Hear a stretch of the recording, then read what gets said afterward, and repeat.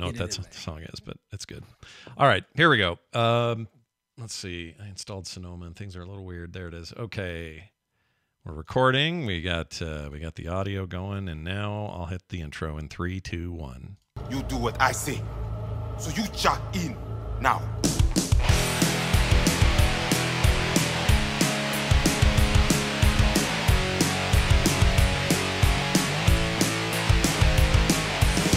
Hello and welcome to Core. This is Core, talking video games, industry stuff, games we're playing, everything in between. I'm Scott Johnson with Bo Schwartz and John Jagger, and it's a big week for games. Yeah, I am. A lot going on, but I had to share a tragedy to get us started today. A little bit of a tragedy. For someone, not me. Song. It wasn't me. Tragedy! No, not like that. That was the Bee Gees, right? Yeah. I'm thinking of the Wu-Tang song. Oh, well, I'm thinking of RZA in particular. Pre-show guys. Yeah, there's no singing. It's just like, you know. Yeah. Bung, bung, bung. Now rap, I'm just rap. thinking he ain't heavy. He's my brother. Mama said no. Well, the lyric is Bee Gees song. I know. lyric is falling on your head like a tragedy. Oh, that is a dark. It would be a tragedy to fall on your head. It's astute. I agree. No, that's true. I fell out of my chair just a little bit once, and it hurt real bad. Did you Falling really? On my head would be awful. Like recently, you fell out of your chair? I don't know, like a couple months ago, maybe a year. Oh. I just, I did that thing where you're like, I can reach it, and you Yeah. just lean a little too far, and then next thing you know, the chair's going with you. Yeah. I don't love Just that. a short little fall to the floor, no big deal, except it hurt for a month. Yeah. That short little fall gets longer and longer the older you get, has been my experience. It does. It really does. Yeah. I don't love that about physics and my life. Anyway, no, this isn't that, but it's somebody somewhere sad about it. I was in a parking lot, Target parking lot. Bo, do you have Target up there? No. No? You have Walmart, no Target, right? We have Walmart, but Walmart's everywhere. Yeah, Walmart's is mega Walmart corpo. in the Arctic Circle, I think. They're going to be the number Target is basically Walmart, but it smells okay in there. I've been to Target, and when I go to BlizzCon, we had a Target excursion. Oh, right. Oh, okay. Yeah. I remember that. And you got stuff. You got needful things you needed for the week when we did that. Yeah. I got I was gonna say Jack Palance's lemonade. No, whose lemonade was it? I'm sorry. Hold on. David Newman. Who's David Newman? Are you talking about an Newman. Arnold Palmer? That's it, Arnold Palmer. I got Arnold. I bought. That's the name of a drink when they combine lemonade and iced tea. Yeah, I bought a giant gasoline tank of Arnold Palmer for my weekend. That's mostly what I drank in my hotel room at BlizzCon. I wish it was called a Jack Palance now. It's not, but I wish it was. We need to remember Jack Palance in the form of drink a little more. Oh, that guy's great. Freaking love that guy. Well, anyway, this is worse than all these things. No, what was I saying? Oh, no, I was in the Target parking lot. That's the whole reason I got to Target. And I was driving around, and I saw something that looked a little smeared out, but brightly colored, and I'm like, what is that on the ground? And it looked like a tire mark was in it, but it was almost like paint or something. I just got real curious. Not a lot of people in the parking lot, so I went around the corner again and came back around, opened my door, and looked down. I should have got a picture of this. I don't know what the frick I was thinking. Oh, I know what I was thinking. I left my phone at home. I don't have other cameras. That's what it was. I was so mad at myself for not taking my phone. But anyway, I opened the door, and down there is a smeared out, again, almost like liquid, but it's a solid form, obviously. Somebody's yellow Nintendo Switch light. Just, and this, like, it still had one of the sticks kind of hanging out at a weird angle. Screen's completely smished. Half the thing is kind of smeared and drawn out like in a long smear. And buttons, laying here and there. The little A and B buttons were like out and on the ground. And all the innards are kind of hanging out, those little circuit boards and stuff. I don't know. I just felt kind of bad. Some kid, or I don't know. I don't know who did this. But somebody somewhere probably dropped it, didn't notice, got under their tire, and they backed up over this thing. And it was just kind of sad. Switch 2 comes out soon. That's the answer. That would be the presumption that it was accidental, but it might have been on purpose. Could have been a stunt. Have I ever shared the story about when my mom smashed my video game? No. Baseball bat? No, go. What? When? Give us. Well, I wanted to. So I had a friend at the time, Fufu, and hi Fu, if you're listening. He's in Korea now. Fufu. But he might listen. You never know. We haven't spoken a long time, Be a but lady poodle. Yeah, so it's girl. It's just a poodle. nickname. His name's Oh, Francois, okay. but we'll call him Pooh. Okay, I was gonna just say like Wait, I've you had only a known poodles with. you had a that name. Korean friend named Fufu who No, he's Lebanese. He's a Lebanese guy named Francois. It's even getting weirder, dude. Yeah, I know. Well, This is a rabbit hole. we're a multicultural country. Not if just because you're Lebanese doesn't mean you need to be named, Akbar or whatever. something Arabic or something. Yeah, exactly. Sure. Like, I'll Francois. take the bullet on that. Fu, my name. He's a good friend. I haven't Thanks, spoken Scott. to him in a long time.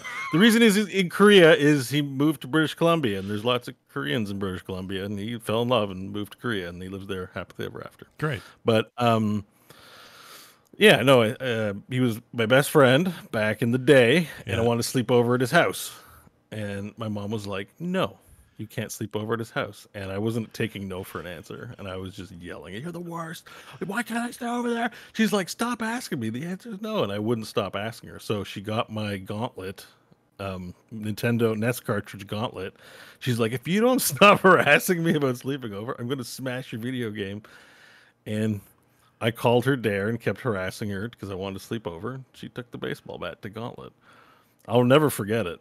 How about your NES? So- And then she got, I think a second game went under, but I don't remember which one it was. And then the system was going to come under fire, and I finally tapped. that was your I line. made it. I got Yeah. 2 games deep, and I was like, "You win." And that was a miserable weekend. I don't think she Oh, remembers. man. Wow. I remind I her am about so glad you told this story. I am going to immediately share this with my stepson. Yeah, do He it. was in trouble today for getting in a fight at school, which according to the teachers he started. Uh-oh. And the only thing he is worried about is that we took his Xbox away. Mm. And Oh. I told him when he continued to not feel any remorse for slapping a kid, I told him, I was like, maybe it just goes away. Maybe we sell it. And he's like, "You wouldn't do that. All that money you spent to go away." I was like, whoa, I'm going to share this story now. Now I've got an example and Yeah. I don't have to break anything to do it. The worst I ever did was I did throw a bottle of perfume of my stepdaughter's on the roof of our old house. Wait. Why? Do I even want to know why it's perfume? Was the perfume the offending agent that made you want to throw it up there, or was something else? You just grabbed a random object, or what happened there? I didn't know that this was true until I started cohabitating with people, but apparently I have an extremely sensitive sense of smell. Oh, Like I will from across the room go, "Oh, the baby needs changing," when other people are like, "Is that true?" Is it like apparently it's just hypersensitive sense of smell. And she kept using this perfume profusely that was filling the entire house and driving me crazy. And I tell her to stop, and she kept thinking she could use less and I wouldn't notice. But again, hypersensitive sense of smell, I knew every time. And I said, "I'm taking it away if you ever do it again." And I don't know if she went into the room and just did it to spite me, but all of a sudden the flood of smell came in. I walked in, I grabbed it. They chased me outside going, "What are you doing?" And I chucked it on the roof of our apartment. wow! Like Walter White pizza style, just hurled it up Yeah, there. just up there. There it goes. That's where it lives. Sometimes, and like there's going to be people that disagree with this, and that's fine. Sometimes as a parent, you have to go outside of the familiar territory. Yep. You can't always just go, "Well, here's your grounding. No video games for an evening, and the TV's next if you give me attitude." Because as soon as kids know what to expect, they know how to exploit it. Every now and then, you just have to do something just crazy enough for the kid to doubt, "This is the time that something really weird is going to happen if I act up. Mm-hmm. Yeah, I should maybe stay in check." I Because agree. maybe this time is the time someone breaks my NES cartridges or throws perfume on the house. Wow. It doesn't have to be constant. Just every now and then you got to slap that system to where it's like, "Oh, something crazy." Something happened." crazy, right? Bo, did she target Gauntlet in particular, like on purpose Gauntlet, because it was your favorite or No. something? I was driving her crazy. I think it was mostly madness. Hmm. I don't. So John sounds very deliberate with Yeah. this plan. This was not. This was not deliberate. This was pathos, like on both sides. It's like a Jerry Springer episode, basically. Dang. I'm screaming. She's screaming at me to shut up, and she doesn't know what else to do. I've been bugging her for hours. Like we've established before. I know how to push people's buttons, and when you're a dumb little kid and you decide you're going to be an asshole, then I don't think I was a sympathetic player in this drama, but and my mom's not normally prone to these things, so that would say a lot about how shitty I was being. Yeah. But yeah, it's I've never forgot it. It's to this day, I'm 40 years old. I'm like, oh yeah, the time that I got my shit smashed in by my mom. The worst I ever did, I was 16, and I found there was a loaf of frozen bread on the counter that was thawing for something, and she wouldn't let me go out with my friend, and I got so mad that I just grabbed the closest thing to me, which happened to be the loaf of frozen bread. It's like, white bread, sliced frozen bread, and I hurled it at her as hard as I could, and it missed her by not very much, maybe an inch, and left a dent in the counter next to her. And I felt so bad about that. What was it you threw? It was a frozen loaf of bread in a bag. Okay, I thought maybe I missed. You whipped it hard. I did whip it hard. I totally did, which is partly why I didn't hit the mark, because I was like, I threw it wildly. I was just like full of rage, which no one can ever. People always say, I can't even picture that. Well, when you're 16 and your hormones are blazing, and you're all supposed to go somewhere, and there's going to be girls there that are going to come meet you there, and we're all excited, and I'm driving, and my friends are all waiting, all this stuff. She was just like, you're not going out. You can't. I'm mad at you for this, or I don't remember what the deal was, but I went, fine, and I grabbed the bread as hard as I could, put a dent in the counter. When I simmered down, I realized what I did, and I was like, I could have really hurt my mom. That would have been bad. But I got lucky, I guess. But anyway, don't run over your yellow switch in the parking lot at Target is the bottom line. Yeah, that's where I think maybe a kid got in trouble and some crazy mom went like, you know what? Here's what's happening in your switch. Going over again. It's a crime scene. Yeah, it was pretty bad. Scene of punishment. Anyway, good luck to that kid. Hopefully he gets his crap together. We are now going to dive into our main topic today. And our lesson. Ooh, what a lesson. Our main topic today happens to be a video game, so hold still and enjoy. Oh my God, really? Yeah, we're going to talk about, well, I don't want to get hyperbolic yet, but it does feel like one of, if not the biggest turnaround in big AAA games in a while. I don't want to get hyperbolic yet. Bo and I both look at the show notes where it says Game of Year in all caps next to Scott's name. You're not wrong. In fact, I'll just tell people how it's written here. It says the Cyberpunk 2077 turnaround is real. Down later where we talk about how we're enjoying ourselves, my first letters are Game of the Year, or my first words, all in caps. That's exciting. Right now, Not I even feel that. The year. You just wrote Game of Year. Yeah, like Game of Thrones. Game of Year. Game of Year. Game of Throne. Yeah, I'll get to that in a minute, why I think that might be happening in a year that is already full of things that A, actually came out this year, and B, are, excellent in every way. Baldur's Gate, Starfield for me, a handful of other, Dave the Diver is actually up on my list. There's some good games to recommend this year, and still some on the way. What game are we talking about now? We're talking about taking over those games. We're going to talk about Cyberpunk 2077 and its expansion / DLC called Phantom Liberty. I don't think it's fair to call it an expansion. It isn't that. It's appropriately priced, good big chunk of content, and they call it DLC. So they're not trying to fool anybody.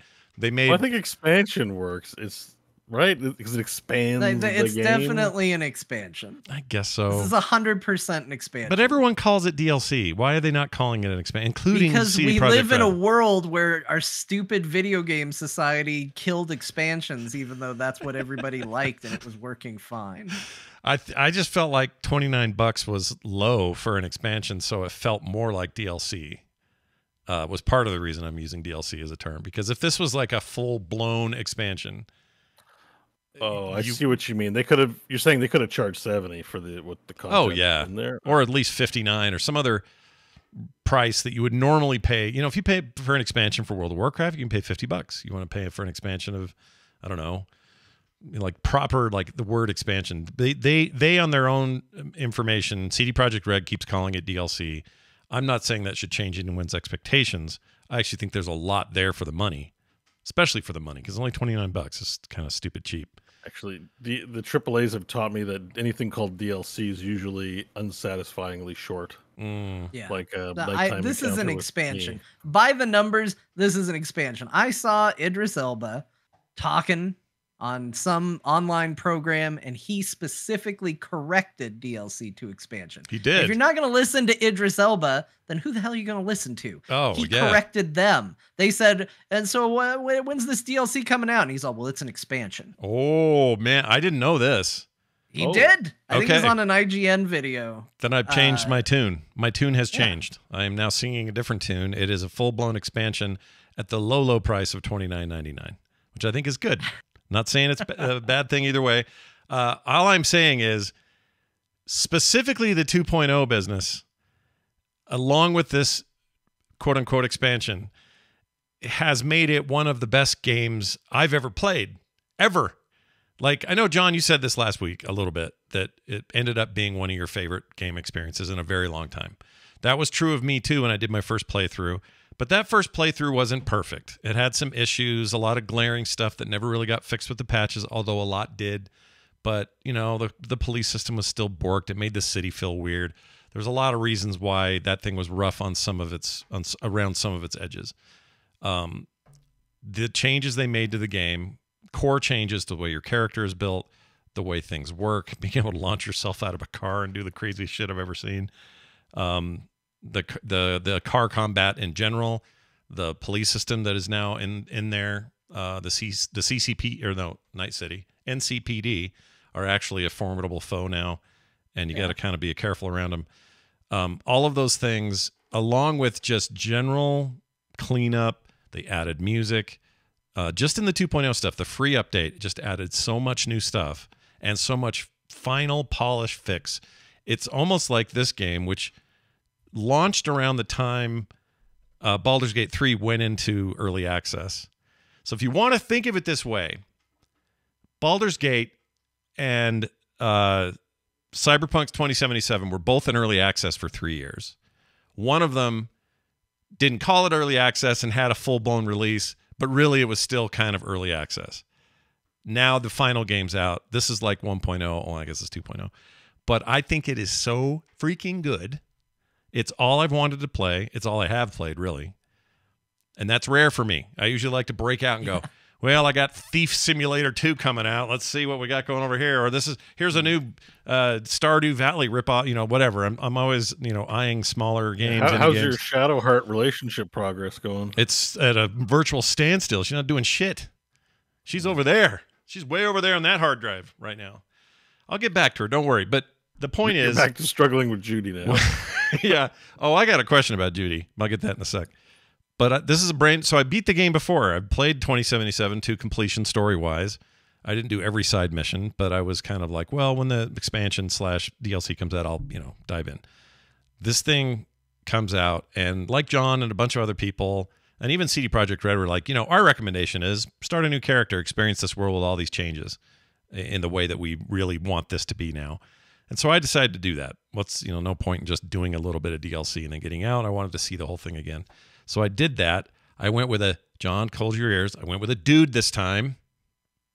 All right? Yeah, that's okay. Now you can date Pan Am. So Rip Judy. Yeah, Pan Am's good. So Judy, Pan Am still drives me crazy.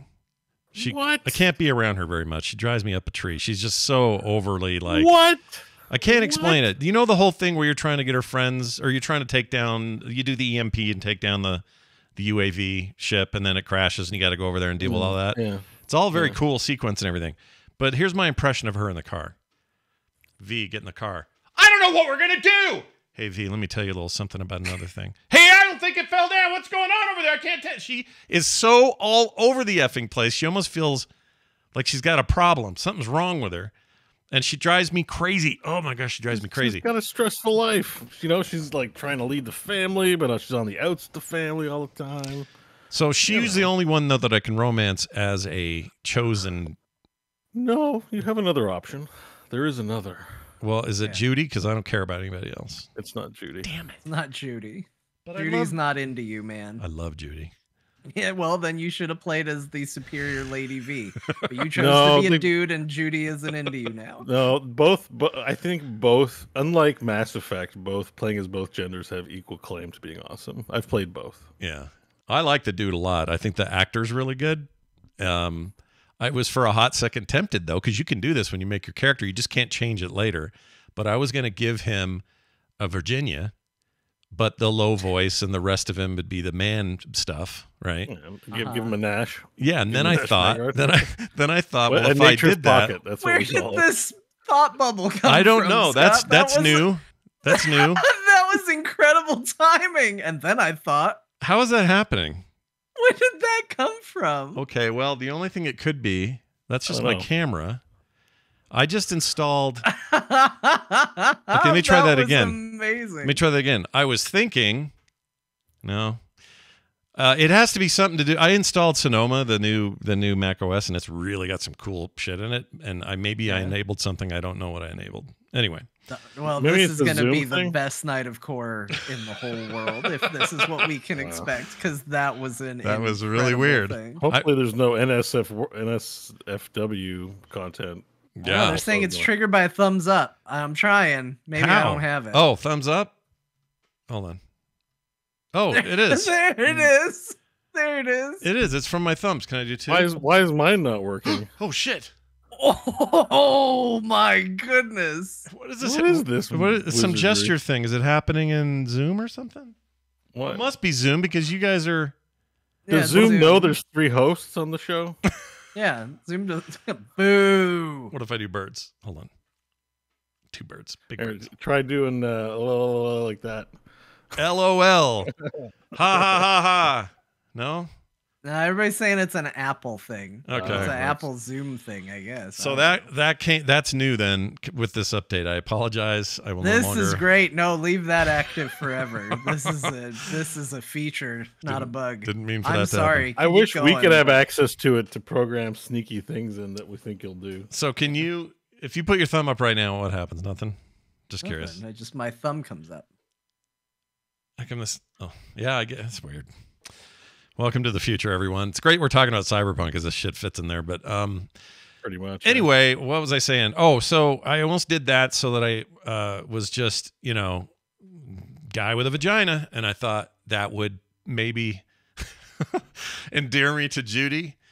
I accidentally told my wife, she says, so you're starting a new character? I said, yeah. And I go, I mean, what's the big deal about this Judy person? I said, she's just got these like Judaisms. And then I went, oh, no. You don't say Judaism. What are you saying? I wasn't trying to. So it wasn't on the air or anything. Well, now it is because I've said it, but I said it to my Yeah, wife. but and Done it. she laughed we really know hard. the spelling you're using. Yeah, the spelling is very much for Judy. But anyway, It's like Judge Judaism. Judge Judy has Judge Judaisms. but Like, would we that get it. work with her? Meaning, What? she only wants to date women. Well, you could put ism at the end of any word, like that's a classic Boism. No, I don't mean You that. know. I mean, Oh, that no. one, that's a Johnism. No, Scott I mean, just wants to know what he needs to do to date Judy. Besides I think you start need a to female have character. a female body type and a female voice. I think that is a prerequisite for Judy. okay, because Oh, Judy's got her own so tastes. Genitals are open. Well, sometimes they are.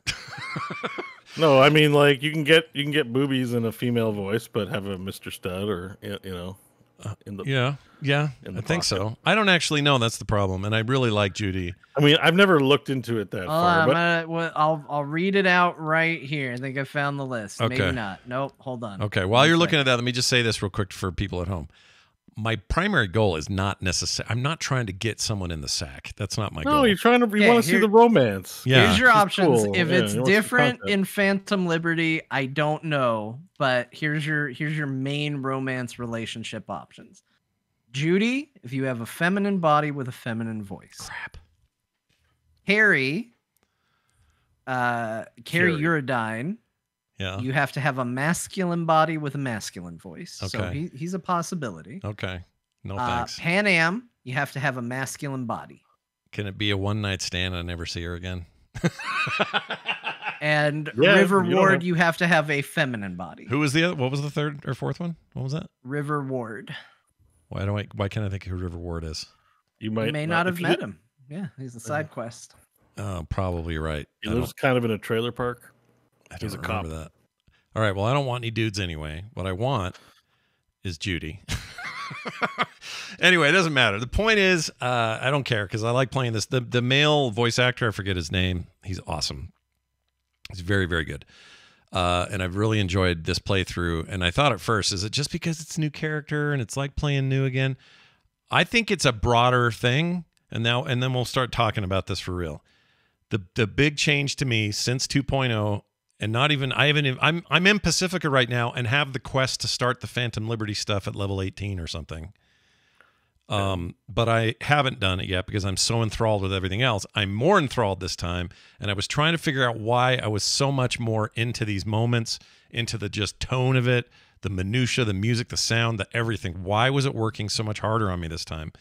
And I think the answer is this is a complete package as originally envisioned, or at the least the way they wanted it to turn out in the end, and it feels complete and done and not glitchy in any way. You've had a graphics card update too between old and new, right? No, last year I played It's 3 years old. Cyberpunk's 3 years old. Came out 3 years ago. Yeah, but the full playthrough I did last year because I waited for all those patches. We all did a play. Well, I don't know all of us, but I know Scott and I both did a playthrough around 1.6 around Edge Runners. Yeah, and I think it's when I'm I got noting my a card. graphical difference. It looks way better. Well, that's true too, because now you got true light tracing, you got DLLS, you got all this stuff's been added in 2.0. I didn't even mention that stuff. That's a good point. So a bunch of graphical updates. So the immersion is definitely better, but I'm just feeling like cohesion of all parts of acting, portrayal, tone, look, feel. The shooting's real good, and it was good before, but it just feels, I don't know, perfect now. It is somehow even better. I don't want to drag the game, but it's the last game I played, and it's the last game I talked about shooting in. I was pleasantly surprised by Starfield shooting. Yeah. And I went into Cyberpunk, and I was like, boy, I hope the shooting in this is as good as that. And for the initial little bit that I played, I was like, yeah, they're on par. And then all of a sudden, I unlocked new abilities and started upgrading my cyberware, and I went, oh, it's different league. Whole different Cyberpunk league. Shooting is insanely good and satisfying. And it's not just the shooting.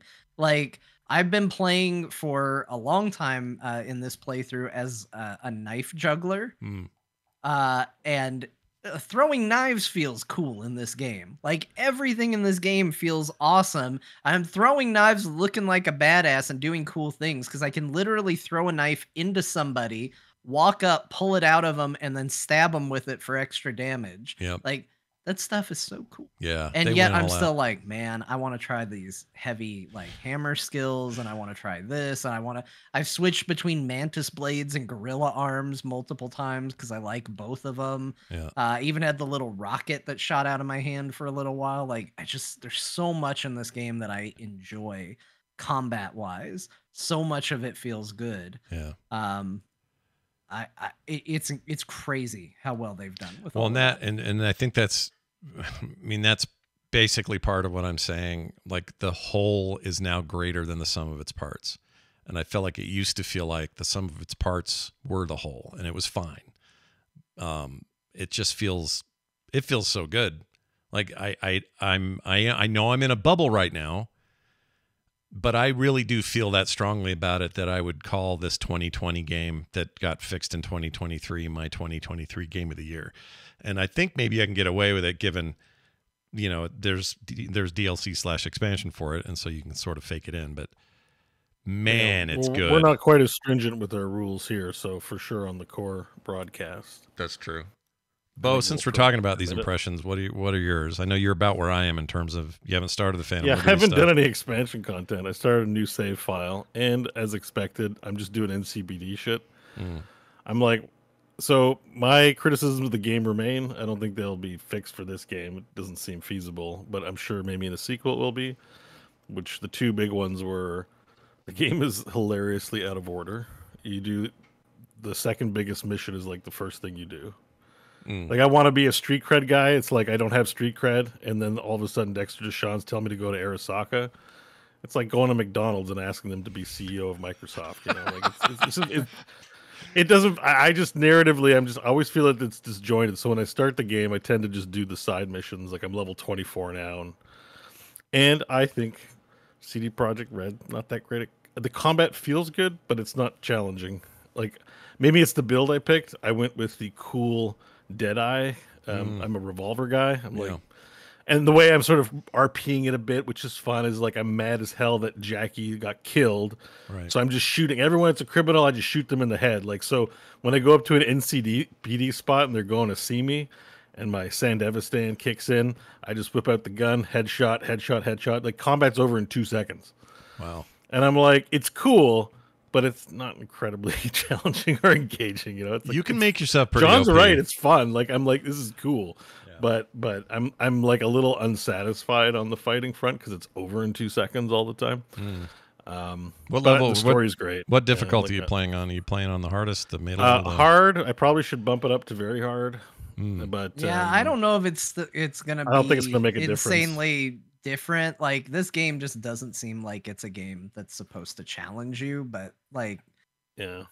Well, it depends. Your level of challenge is different. I mean, we come from like a MOBA background. Like we're used to challenges too, in a way. Yeah, I mean, I'm happy with it. I like having games where I feel like a untouchable badass. The only thing that's tricky for me right now in the game, and even then, it's like I have enough tools at my disposal to where it's not really a problem, is I only have one weapon that is non-fatal, and that's a throwing knife.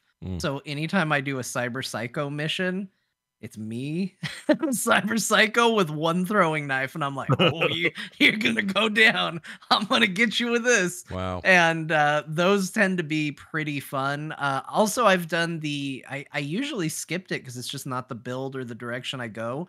But one of the first missions you get is a boxing set of missions to go and do a bunch of fights. Yeah, your apartment building has like that little ring going. You're supposed to go talk to those guys or whatever. I guess you probably did that. And not only is that a really cool mission, but I'm doing it without being like putting a ton of points in body. So I'm not really designed to be a fighter, but it still works because with things like the Sandevistan and stuff like that, I'm extremely agile. So you got these big, bulky guys that, yeah, their fists hurt like hell, but I'm just like, you can't touch me though. Like I'll just dash away and I'll just hit you. And like, it's been that part has been kind of a cool challenge to be not really built for that type of content, but still doing it and finding a way to make it work with what your build is. But it has never really been hard. There's never been a point where I'm like, oh boy, this game is rough. Like it has been pretty casual. I can tell you the first time I played it, and even this time, my first few levels maybe. Well, you've got, low abilities and your RAM shard things are low and all that. I feel like it was a little harder, but you're not wrong. You start to feel like a badass. And did you do main story content first? Part of it's also because I know the optimal path because I played through it before. Yeah, which is just do the NCPD stuff. Like I've done the going after Evelyn Parker in the scav, like up to that point, basically. Oh yeah, you're further behind than me. Well, I mean, further, it gets non-linear, right? Like I've only done that. I gained like a bunch of levels, street cred, and like $200,000 just from doing NCPD hotspots. Like I need to do that. Like, I'm down to 30. I got like 30 grand. I got 30 grand in credits right now. I got no money. Yeah. It sucks. Well, plus a lot of that stuff opens up additional things. Like I thought I had done all the boxing stuff that I could do. And then I did a mission to deliver a guy, you may know him, who has a grenade for a nose. And he asked me to do a favor for him. Well, it turns out once you've helped him and you know who that character is, he pops up as a potential fight later on in the game. And you have to have met him first. Which, by the way, boxing him is super fun. Like that's the kind of challenge that I like. That fight wasn't hard. Beating him in a fight wasn't hard. Beating him in a fight without killing him was a challenge. Was it because you had to avoid his nose, the grenade nose? Yes, I couldn't punch him in the nose. And the game, with its, like generous auto aim to a degree when you're playing with controller, really wants you to hit that nose. Yeah. I'm glad I saw it. Like, it is a thing you can do. You can punch him in the nose, and all of a sudden he goes, "Oh shit!" It just all of a sudden his head explodes. But I wanted to see him live because he's not a bad guy. He's a weird guy, but he's not a bad guy. So I had to really carefully, like, okay, I gotta punch him in the back. I gotta punch him in the leg. I gotta punch him anywhere but the nose. And so that sort of stuff is really fun. Yeah. How do we feel about the new specking stuff? The talent system, I think, is better. Because you can mostly because you can refund it and fiddle around a little. You know, you don't have to stick to something if you don't like it. You can go back. I mean, some of it's fundamental and you can't change it. If you choose Street Kid or Corpo or whatever, your background stays. If you choose your attributes you can change once. Yeah. So that's it. Unless there's an item in the game, I haven't heard. There might be a surgery eventually or something, but I think I have one freebie in my UI. Yeah, mine too. Lets me know. I like that though. Give me some flexibility. Let me experiment. Let me dick around a little bit because the first time I played too, I feel like I didn't have a lot of leeway that way. I just had to. I'd like to play these games without looking at somebody's list of the perfect builds. I'd rather have the fun of exploring it and finding out what I can do. But in the end, I kind of made my female V was a little too jack of all trades by the end, and not really great at any one of them. And this time I'm focused on Netrunner stuff and way more. It seems like you want to pick a tree. Like I've gone deep in Deadeye, so I just have all the revolver, and it makes you very powerful. So the net running has 3 trees, so I'm not sure. I think one of them is really focused on combat quick hacks, which is fun. I am incorporating net running into my revolver, so if like someone else is shooting me and it's like they've got a gun, I can weapon glitch them, or if they're one of those glitchy guys, I can toss a movement crippling on them. That's been kind of cool. Like there has been a little bit of that, which I like with the twitchy guys are still huge dicks. That's a great one to pick. Yeah. I kind of wanted to try it, but I always end up wanting to do like cool ninja throwing knives, melee weapons, pistols. I always end up there, and so I always end up getting rid of my Netrunner. Like it always ends up falling by the wayside for me. Operating system wise, you can't have both like a Paraline, which has like hacks in it, versus like a Sandevistan. Yeah, you're basically choosing between having a net deck or Sandevistan or Berserker. Yeah, like which you're I felt basically picking one of those 3. I felt kind of sad about, but one thing I didn't notice, which is I took a second look at, and I'm going to like make sure I spec, is that technical ability, which is one of the main core attributes, is way less lame now. Technical ability used to be like your ability to recover like repair materials and build things, and it was super boring. Yep. So that's gone. Everyone can just do that by default. What it does now is it increases your capacity for cyberware. And there's like an item use tree, which I'm like, whatever. But like the top picture is a picture of David from Edge Runners. So it really is like the cyber psychosis tree. Like just you get cyberware, but technical ability lets you like ram your shit up with a bunch of chrome. Yeah. So I'm like, I was kind of like going Netrunner Deadeye, and I'm like, oh, but I want to be like the Edge Runner anime. I didn't realize. So I'm like jacking up technical ability. Yeah. It's worth taking a look at because I overlooked it. Because my brain was like technical ability, lame, not even gonna look, stupid. But I finally got curious and looked, and I was like, oh, they actually put interesting stuff in the technical ability. It's good. tree. It's also where you'll get a lot of armor bonuses if you're taking too much damage and stuff like that. But you can get David's Militech Sandevistan in the game, and it's big like it's awesome, but it takes up a ton of points towards pushing you towards cyber psychosis or your limit. Like I don't think you can actually go. Like I think the game just prevents you. The pen and paper does that. Like you roll like that. It can happen where it's permanent death. You get cyber psychosis, but not in the video game. The game talks about it all the time, and there are people with it in the game. But I don't think your dude ever. I mean, you have a version of it anyway in the story that is taking you slowly down throughout the game. It's a core component of the pen and paper. I mean, there was a lot of talk on our core Discord about what is a solo, because the word solo gets thrown around a ton in the game, which is kind of like a weird garbage word if you don't know what it means. Like, there's a solo perk tree, Yeah. for example, and it's like, and they say verbally like, we need a solo for this. Solo's just like a one-man army. Like, he's so chipped up with chrome and dermal armor, and that's a class from pen and paper. In pen and paper, you can actually pick classes. Solo being, but the it's funny, you know, because you guys all watch the anime, right? And the Yeah. anime, like, Yeah. It's spoilers, everyone, stop now. Everyone dies, and it's like, you're not defined by how you live; it's by how you die. So when you play D&D, you want to live a long time, meet gods, slay dragons, have a long campaign. In the Cyberpunk pen and paper, the idea is you're gonna die. Like, you're Icarus. You're gonna try and fly as high to the sun as possible, chip up, get as much money, burn out, and go out in a blaze of glory. Like, that's kind of what you want. So it's like it's not a long campaign. It's like a shorter session. It's like So it's the nihilism part of it. That's a real thing in the game, right? Yeah, and that's why, like, cyberpsychosis is a part of it. Like, you can kind of go too hard in adapting surgeries. Your body can't take it. You lose your mind and you're gone forever. There is, I think, methodology to recover yourself from cyberpsychosis, but it's like it's a whole mechanic involving lots of money and therapy and shit like that. Yeah. But like, a lot of the stuff from a lot of the stuff from the pen and paper, they're not mechanics in the game, but they form part of the lore and the milieu. So that's why, if you're bringing your cyberpunk knowledge from other cyberpunk things, but the terminology doesn't seem familiar, it's because it's from the pen and paper. That's all. Huh. That's all I wanted to say, was just Yeah. so the cyberpsychosis aspect is that it's an important mechanic.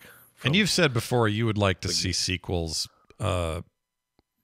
attempt more in that part of that stuff, right? I don't think CD Projekt Red they're not Larian. Like, I think if Larian got the IP and not CD Projekt Red, you'd see Larian, as evidenced by Baldur's Gate 3 in their 5th edition adaptation, try to mechanically one-to-one a game like that. It'd probably be turn-based and probably tactical. They'd probably really nail social interaction because we love Baldur's Gate 3, but it would be a different tone. Yeah. But if anything, I find, while Larian's willing to go there, I haven't seen them do serious stuff. But CD Projekt Red does, like, dark storylines, like, not evil, just twisted. Mm-hmm. In The Witcher, you know, I often say, like, man, I love Witcher 3. It's the game where I threw a baby in a furnace. You know, like, I can't believe I did that. What does that say about me? You know, like, and in this one, there's a mission involving child pornographers, and it's like, they do really dark stuff. And I don't know if Larian would do dark stuff very well. So it's like, you know, it's trade-offs, yeah, right? Trade-offs, different developers. I totally get that. Yeah. It's funny. You bring that up and it reminded me of something. I was hanging out with Taka, what's his name? The bodyguard that's now your buddy. And you're trying to help him. Takamura. I'm hanging out with Takamura, and we had to have a meeting outside of this place we were trying to break into. So it's a very busy part of Japantown, and it's just, you know, we've kicked in with the new visual effects of the game, so stuff is really popping eyeball wise. The music's insane. There's more crowd people. That's one thing I've noticed, by the way. They have felt more confident in putting more people in crowds in the game than they did previously. It used to feel a little empty. So all this is going on. It's feeling really, like, realistic. And as I'm standing there talking to him, paper is blowing by. He's standing in front of a giant electric flickering poster. That one of, like, you know, I think it's a dude bent over a toilet hurling in there, but he's wearing tight little, you know, it's like, it's all this, like, dark futurist, you know, corporations gone amok. They're selling us anything. Right up the road is, like, the worst dildo you'll ever see in your life, and you don't want to go near it. On the other side of the street, there's just some, like, gnarly shit going down, and then some aloof police who are kind of dicks about it. And, you know, all of that stuff coalesces for me this time more than it did a year ago or more, in a way that is just more tactile. Everything feels really important and intense and gnarly, and you realize, man, this would suck to live here. Like, I don't want to live here. Last time I was like, that poster's weird, and, well, anyway, let's go. Like, it was not a big deal. This time, you realize it would suck, but at the same time, it's the only place you want to be. Yeah, like, I can't stop playing the game, and I, like, can't stop walking around the city being like, what a great time. Like, my wife said it to me last night. She's like, I don't understand why you like this world so much. This, like, everything I'm seeing, you as a human being avoid like the plague. Yeah. And yet here you are. So enjoy your escapism to a world that seems like a nightmare for you, but go ahead. Yeah. Yeah. And I can't explain it. Like, that's the thing that's been crazy for me is I didn't feel really that immersed by all these beautiful, like, paradise planets that I kept finding in Starfield. I'm like, I should think that this is the greatest place in the world. Like, their cities are nice and clean, and their advertisements are, you know, right up there with Disneyland. Like, come here and do this. And I'm like, all right, it's fine. And then I go to Night City, and I was talking about it on stream, and it's funny because the moment I started talking about it on stream, I was like, why do I want to be here? I looked down, literal shit on the ground. Like, just a bunch of, like, you know what it is. Yeah. Like, it's a street, and it's just caked in brown gunk, and it's like, but this is where I feel immersed, and this is where I feel happy, and it makes no sense. No, I agree. Even with your sensitive smell stuff we were talking about, maybe that was pre-show. Yeah. The game, sometimes I go down an alley and go, "This reeks. Something in here. I just know it would stink if I could live in this space, and I want to be there for it." To me, it's actually kind of reminding me why I love apocalyptic genre in general. But even stuff as extreme as, you know, Fury Road, which I never stopped talking about, the reason I want to keep going back and back and back, I think it's a similar reason. When you build a world so tightly and then execute so well on it 3 years after your launch, it makes me not want to leave. Like, I just want to be in there. I want to experience. I want to see everything. I don't want to skip any dialogue. Yeah, I want to hear everything. The guy over there mumbling on the street, I want to hear what he's saying. There's a dude laying there with all his flesh is all weird because he tore all his implants out, and now he's in that religion that believes no implants. I forgot the name of the group, and I'm fascinated by that. There's Buddhist monks that are no implant guys. Yeah, and I love that concept. I love exploring that. I love that the game is always exploring it, even passively as I'm moving through the world. I'm hearing these things. And I just, it has put me in a place more than a game has in a really long time. The environment is doing better job of storytelling, you know, because environments will do that. Even if there's no lore in a game, Yep. those guys will say, like, what does this area say about the world or whatever. Not. You mentioned last week, like, they removed dildos and such. Some. And like, no, I can tell you because I go every time I play the game, you know, like clockwork, me and Meredith Stout go have our corpo sex entanglement every time. I never miss it. Every time I start to play through it, I'm really good at which I don't know if you know, but that's one of the changes, because by pursuing that, you were denying yourself an excellent shotgun. They've actually made changes to where now there are ways to get some of the rewards you lock yourself out of with big decisions like that. So I can still, even if I don't have a tumble with her at the No-Tell Motel, I can still get Sir John Fallistiff, the dildo weapon. I mean, maybe. I know the shotgun shows up, but I went and had my hookup with Meredith, so I got my Sir John Fallistiff. Yeah, so the thing about that encounter is, I think originally, if I'm not mistaken, it's been a little while, there's like 74 dildos in that hotel room when you go in there. Like, it's wall-to-wall dildos and fleshlights. Yeah. I couldn't remember if there were always fleshlights in there, but I was at Fingers' place, and he had like a whole bathroom full of fleshlights. Yeah, his whole they place. Were definitely jarring. I didn't notice them before, but maybe I was distracted. I don't remember. I think fleshlights came with 2.0 because I was like, oh.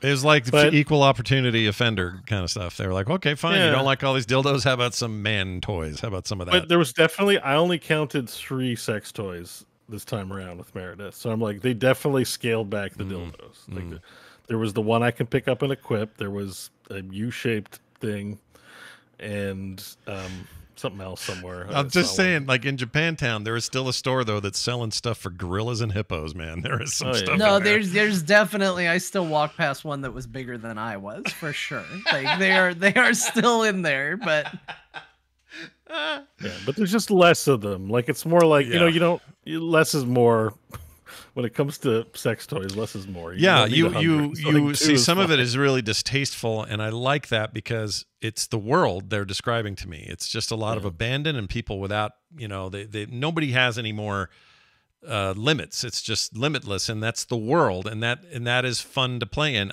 Best example I can think of is I'm in Pacifica right now doing the early Voodoo Boys stuff with Placide, and Placide is one of my favorite characters in this game. Yeah. He is imposing. He knows very little English. The rest is all French Cajun, and you don't really know what he's saying very well. And he intimidates the shit out of me this go around. First time, he's just an NPC. I didn't think that much about it. For whatever reason, this time, his threats, like this thing at the top of the show, You do what I say. all that kind of stuff, got under my skin bad. And he's just you know what he freaking me did the to F me? out. I didn't get this the first time I played, but with the way things went for me this time, he sent me a text message after I concluded my business with the Voodoo Boys and just said, "Watch your back." And then it was like account disconnected. Like, so you can't even reply back. It's like there will be no trash talk back. Just like, I'm coming for you, basically, and I'm waiting for him. I know he's gonna show up at some point. I'm gonna kill the shit out of that. Yeah, you're guy, gonna kill that Placide. He's never he'll never deliver another chicken to that lady again. That'll be it. I do love his character, though. I'm actually a little sad that I'm on the outs with him because he is actually one of my favorite characters in this game. Yeah, like same. you do not spend very much time with him, but he has a just commanding presence for the time that you are with him. I really like him. I agree. But, I think cars drive better. He's gonna have to die if he comes after me, so it's just the way it is. Maybe I'll stab him with my non-fatal knife. Yeah, why not? I don't know how it works. I literally see the thing embed in their heads, and then they're just on the ground going, Oh, your knife is non-lethal? yeah. Yeah, it's non-lethal. Is it from a mod? How do you have a non-lethal knife? It has a mod in it. Yeah, I got one of those revolvers too. I put a mod in a pistol, and it's just it doesn't kill people. You just shoot Okay. 'em. Although, like, you can make an argument like, okay, well, maybe it shoots like rubber bullets or something like that. Yeah. Like, there's stretches you can do. I literally, like, because the knife will highlight that it's in them so that you know you can go grab it and pull it out. And so I throw it and you just see it embedded in their heads and they're just on the ground going. But like, just bad. everything I love about Blade Runner, everything I love about both the original and 2049 for that matter, and all this kind of subgenre, call it the cyberpunk subgenre or the dark, horrible future, dystopic, whatever. It's all just snapping this time. I don't know, man. I just want to be there all the time. I want a TV show spinoff. I want more anime. I want the game not to end. I want to just do side shit forever. Like, I'm having a moment. And it sounds like, John, you're having a moment. Bo's having a moment, but some caveats, I would say. I mean, I've said that's stuff that is coupled from the initial reaction. My enjoyment is unfettered for the most part. Like when like you're mad about something that releases and you're disappointed, but a few years goes by and you can just be like, yeah, it is what it is. Like, no big deal. Like, I don't really. I just have the same criticisms, but it's not a big deal. It's not bothering my enjoyment one bit of the experience. My favorite thing on the Cyberpunk wiki just now, I had Placide up, and I had him up, and they have all these options on here, like his profile and background, related links, blah blah blah. One of them is Placide romance options. I clicked it because I was like, wait a minute, come on now, and it says, Placide cannot be romanced. That's all I got. Yeah, you don't even go after that. No, that guy is not gonna. He'll bring you a chicken. That's it. He'll chop the head off and get you a chicken. Yeah. What else to say, John? So I will say this, because both you and Bo have said that you have not gotten there yet. I have started Phantom Liberty. Oh, right. We do want to talk about that. I can talk briefly and non-spoilery about please, non-spoiler. Phantom I'll send Liberty. Placide after you. I'll send Placide to your house. He might already be on the way. I don't know. Coming to get you. Yeah. Phantom Liberty really kicks off in high gear. And I think, again, to not spoil things, the things that I've really liked about it is in terms of scale, one of my early complaints, and I think, Bo, you're this is similar to some of the stuff you've said.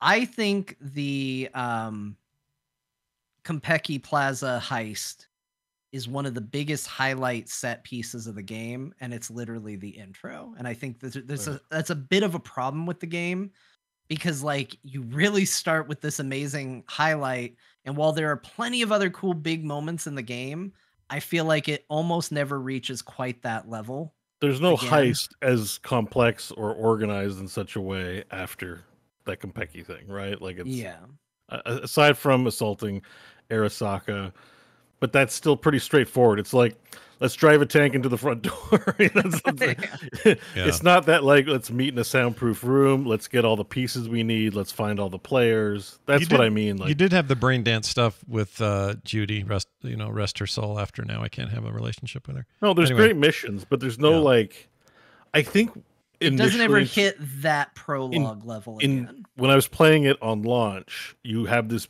big elaborate heist that you organize, it all goes wrong, and then you get the title card and it never happens again. You have cool missions, you've got paranoia, you've got government conspiracies, you got all that stuff, but it never reaches that depth a second time.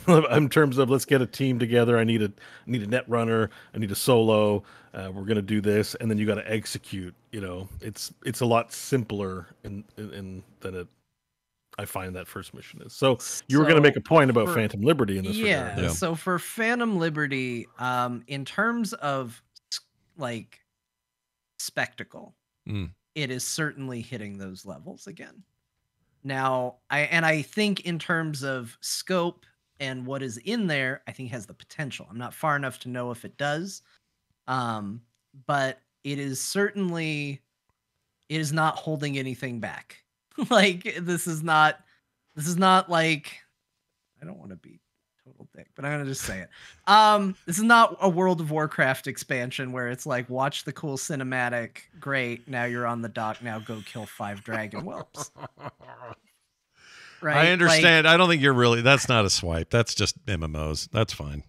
Like you know what I mean. Yeah, like yeah. They're not different genres, I think. Yeah. But right? I mean, even within its own scale, it's not that you get into it and it's like, okay, you got a text message, go to this place and kill these 5 guys. Like it definitely is like, no, we have new things to show you and new things to do. And I think that was very, very cool. Yeah.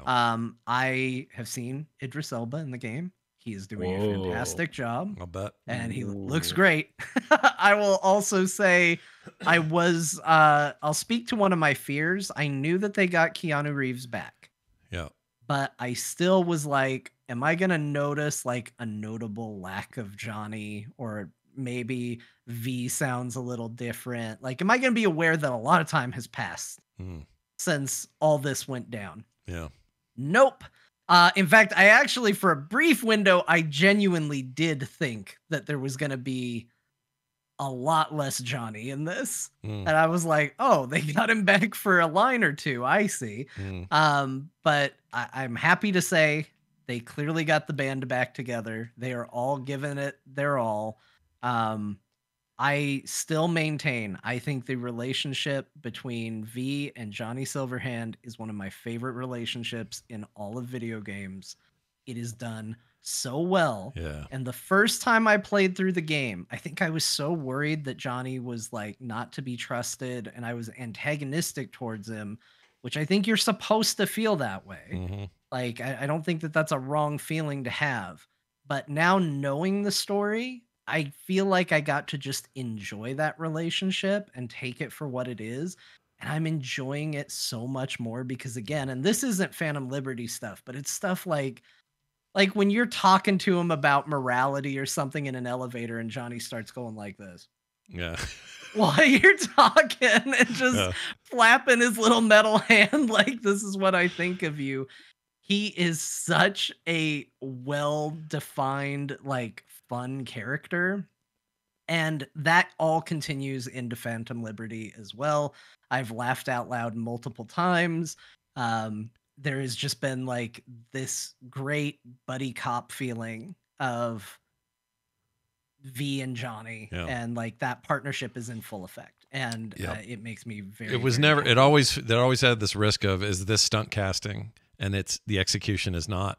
It's not stunt casting. I mean, it is in a way, because this could have been any great actor, performance actor you want to put in your game, and it happens to be Keanu Reeves. It's a big name that drives sales. I understand that, but it's not. The writing for him is not phoned in.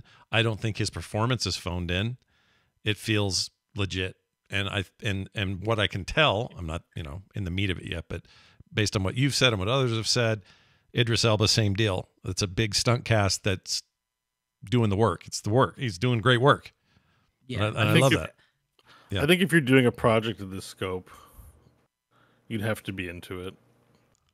Yeah. Because I think traditionally, I mean, we have VA talent, mocap talent that are used to it, that work in the industry, but if you're getting the stunt cast, like the big names, they usually just record some lines, like Skyrim style, right? Like they had some big names in there. They just kind of do some lines and whatever. But this is a really involved mocap performance. Yeah.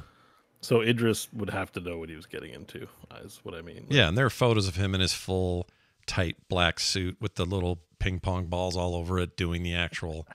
Like neither one of these are like, I'll be in my trailer, call me when it's time for my lines, and I don't want to hear from you guys. They're probably like, I want to know how this all works. They're probably like, I mean, Keanu, I've definitely read, is great to have on set. He buys gifts for people. He's into the projects that he does.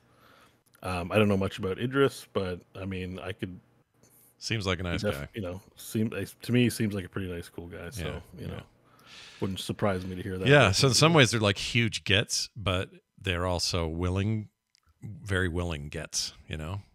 They know this stuff's cool, and they're doing like press now for it, and like it's not like they're just sitting around. I've seen way grumpier press junkets for movies people are in, and these guys are way more excited about this stuff than Henry Cavill's not the only actor that likes video games. Okay, guys. That's right. Although I gotta, if you see total side thing, but there's a trailer out for a new Henry Cavill movie called Argyle. Yeah, it's the Kingsman guy that's making it. Yeah, Kingsman guy's making it. He's dancing around with Dua Lipa, who's in it, looking all beautiful like she is or whatever. At one point, they show his face head on, and for some reason, they've given him what I have heard termed the high Aykroyd haircut. So just watch for it when you can. You know that thing Aykroyd would have? Like I've seen it. No, I saw it. Yeah. I know looks what you're good. talking about. It's amazing. That movie looks like it's amazing. Sorry, John, you were about to say something before I derailed this. Just Idris Elba has a fantastic presence in this game. His character does. All the characters have actually been really strong. All the new characters. Some of them are kind of obvious. Songbird, who's in the trailer that we watched, she has a pretty prevalent role in the story so far, and she's doing a phenomenal job. Again, I don't want to spoil too much, but there's another character that I'm spending a lot more time with than I expected to be spending, and that character is extremely likable. And like, again, the world is already doing a lot in terms of spectacle. Dogtown, which is the new area, is I'm worried this is going to oversell it for you, Scott, but like when I think about what I wanted New Vegas to look like in Fallout New Vegas, it's kind of how I picture Dogtown. Oh shit. Like it's a lot of like fallen apart, desolate wasteland. Yeah. Mixed with bright neon, gaudy, upscale, like really exaggerated architecture and stuff like that. Because it's all around like a big football stadium, and like you can tell that this was like a ritzy part of town. Like there's nice, beautiful, skyscrapers, and there's lots of statues and stuff like that. But it's all fallen apart. It's all fallen into disrepair. So it's that mix of like, oh, this looks really beautiful, but it's fallen apart at the same time. And it's been, repurposed to serve military functions and stuff like that. You're selling it to me perfectly. That's exactly what I want out of that new place. So that's great to hear. It's a really cool zone, and it doesn't feel artificial though. It still feels like it's a part of Night City. And there have even been times where I've done missions, and I think this is a strength. I did a mission, and I'm going to ask you, Bo, did you ever do a mission where you had to rescue 2 cops and they were real doofuses? Is it a side thing? Maybe a side Yeah. gig or like a side quest. It would have been like a side. I don't know if it was a gig or not. It would have been like a side mission. It would have been around Dogtown. It didn't happen in it. So I can't. That's the thing. I can't tell if this is Phantom Liberty content or not.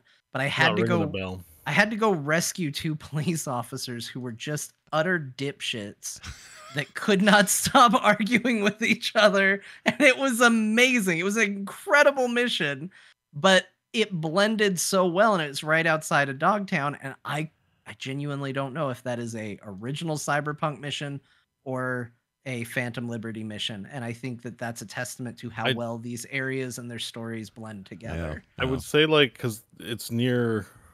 Dogtown is next to...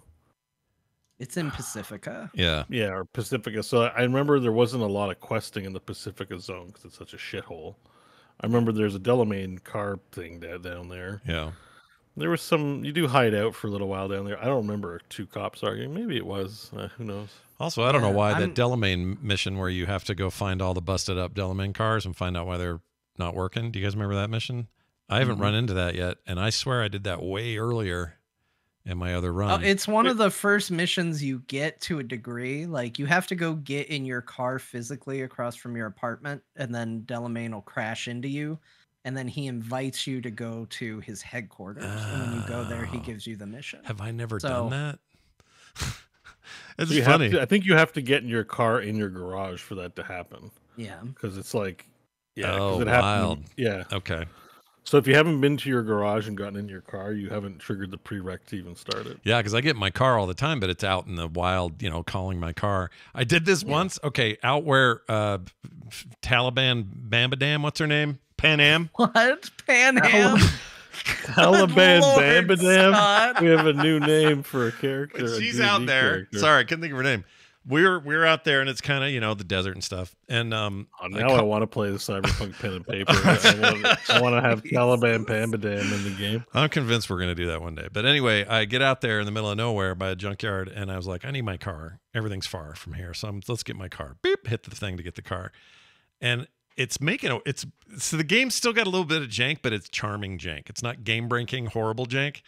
And I see the little car icon on my map kind of being weird. Like, I'm like, that's not right. That's not even a road. So I camera up. Just happened to have, I was so pissed because my G-Force captured the last minute of gameplay was off. That keeps turning off when I reboot. I don't know why. Anyway, I turn around, look up.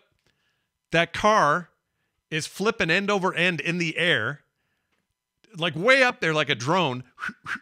That's funny. Wham! Right in front of me, on its wheels, lands. In a perfectly physics sort of consistent way if it had been thrown like that. And then I went, got it, and drove off. It was the dumbest thing. Oh my gosh! I've had some car bugs too. Car bugs are definitely rampant right now. Yeah. Just if you put some, so I spawned a car partially in the ground. When you press the V button, the car appears, but he appeared a bit in the ground because I think there was a gate. Not a big deal, a bug. But the cars behind it started behaving crazy, I guess, trying to path around it. And there was just a car going in an intersection at 100 miles an hour and people screaming. And the cop is like, he's aggroing, not me, but there's no one to he's not also targeting the car. He's just behaving weird. He's like, get down. Yeah. And I was like, what is going on? And a bunch of cars were exploding because they were hitting the car going like crazy. I was like, oh, this is awesome. Yeah. It was quite the spectacle. I love crap like that. Once in a while, you just witness an accident that makes no sense, and you're like, whatever. This is a weird part of town. Maybe that was part of the game. Maybe it wasn't. I have certainly had bugs, but nothing that was terrible. I haven't had to reload because of a bug. The closest I've gotten was I did use a non-fatal weapon on somebody, and the game still said that they were dead.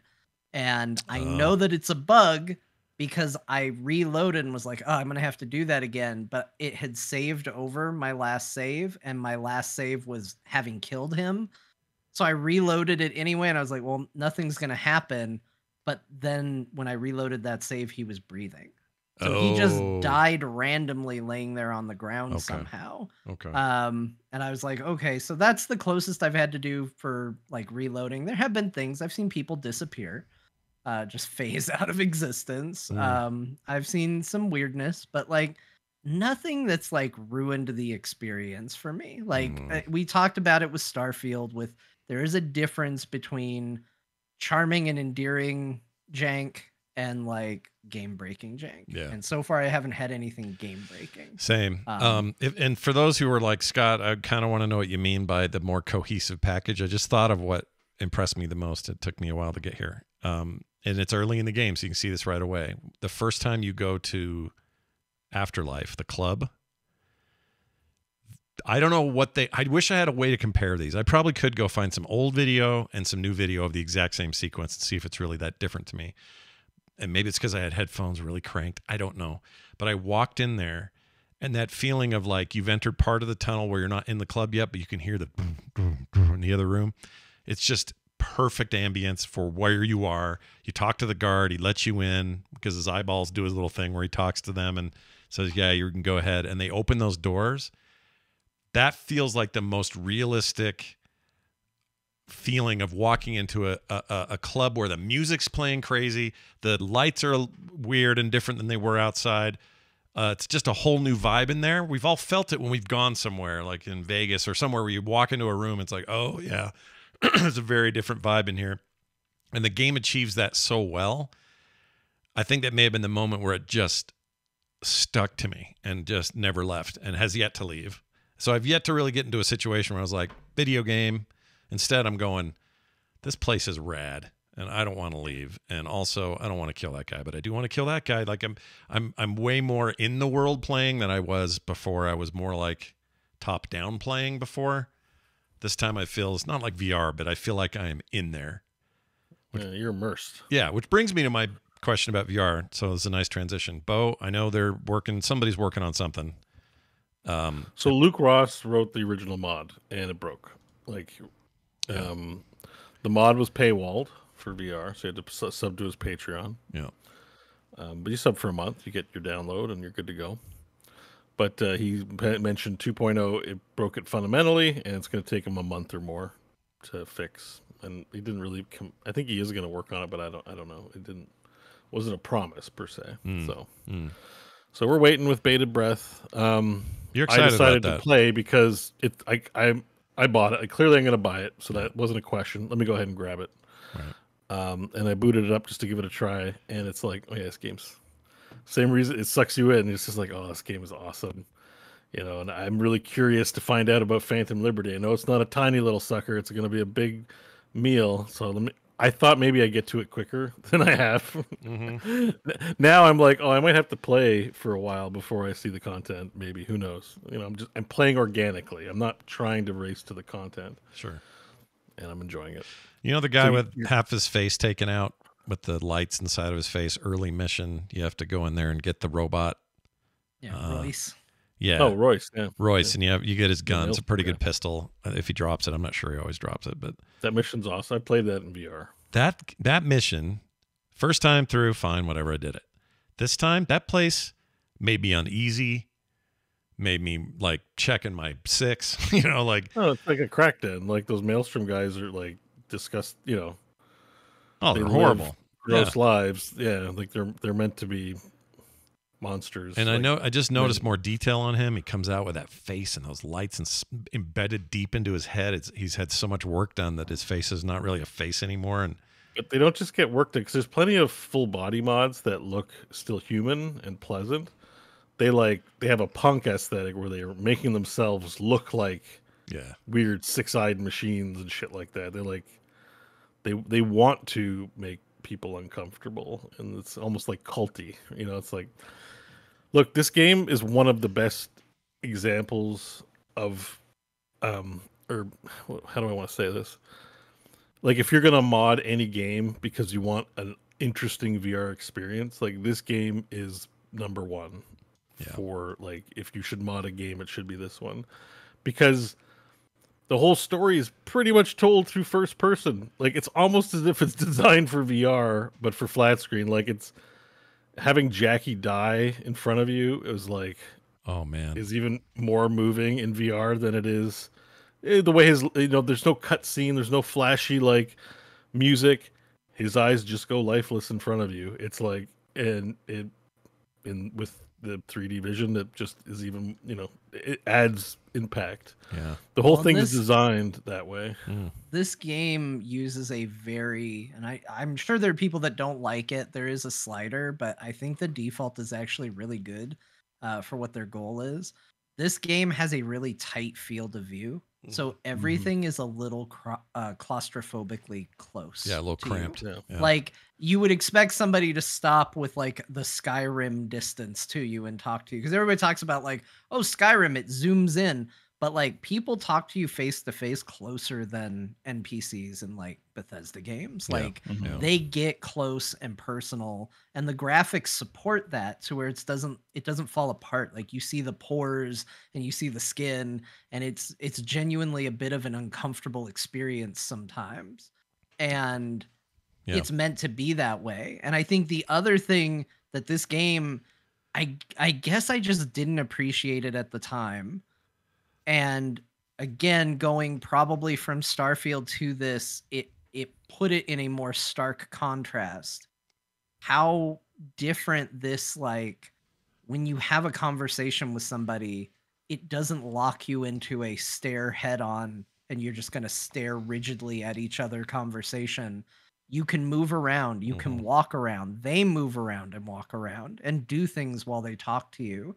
And how much more life that gives the world and the characters, that they don't just stare dead-eyed into you and you have can a drink conversation. And smoke too while they're talking to you. Like and you walk up to them, and that oftentimes is the initiating of the conversation. It's not you clicking a button because you're standing in front of a guy and it says hit A to communicate. You're walking up to them for the most part, especially story stuff, in freely walking. And you just happen to walk past them, and suddenly they're there talking, and you've got reactionary text below, and there was no waiting, there was no pausing, there was no any of that stuff. And they even, if you sit too long without answering, they start getting irritated, like for real. They're like, it's like, V, are you paying attention? I need an answer. Like that's contextual stuff like that. And these may seem like small things, but I just think it adds to this huge tapestry of even the little moments where you can like F-bomb or just say nothing. It just lets you be like, do you want to say shit here, or do you want to just stoically bear whatever's happening? I love that stuff. Yeah, exactly. Same. I keep pissing people off. Shoot Royce though? I can never not shoot Royce in that. Oh, I had to shoot Royce. Freaking F Royce comes up, even though I'm going to do this diplomatically, and it's like, do you want to shoot him? I'm like, yeah, I do. I did not shoot him. Really? As a result, I had him as a final boss in that area. Oh, yeah. He gets in a mech suit. I just double checked. You cannot romance Royce. It says here. Yeah, I don't wanna romance Royce. You don't want to put your bits anywhere near that weird. But if you save Brick, he helps you out later in some way. I can't remember how. Oh, really? Chat. I went back to kill Fingers. Hey, Fingers is awful. Fingers is one of the worst characters in the world. And another good thing that this game has done is its reworking of the way cyberware works. It used to be there's a scene where the game gives you the option to punch Fingers multiple times, as a matter of fact. Yeah. And if you punched him before, he would no longer do cyberware for you, because he is a Ripper Doc, and he used to have the best Sandevistan in the game. So people would have to go, I want to punch him, but I can't because I want the best gear.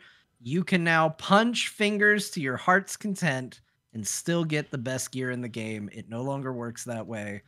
You can beat the shit out of or kill Fingers, and it will have no negative impact on your game. Wow. Because he sucks.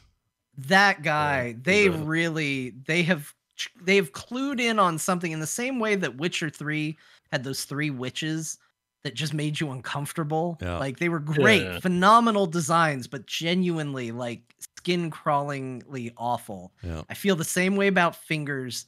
This big long fingernails and his stupid soap on his hip that he's constantly just like, and then rubbing his hands together while he's talking to you. Oh, I hate him. It's like, it's so gross. And then on top of that, he's also awful. Yeah. Like punching him is the most satisfying thing in the game. Fingers just feels sucks. right. Yeah, Fingers sucks.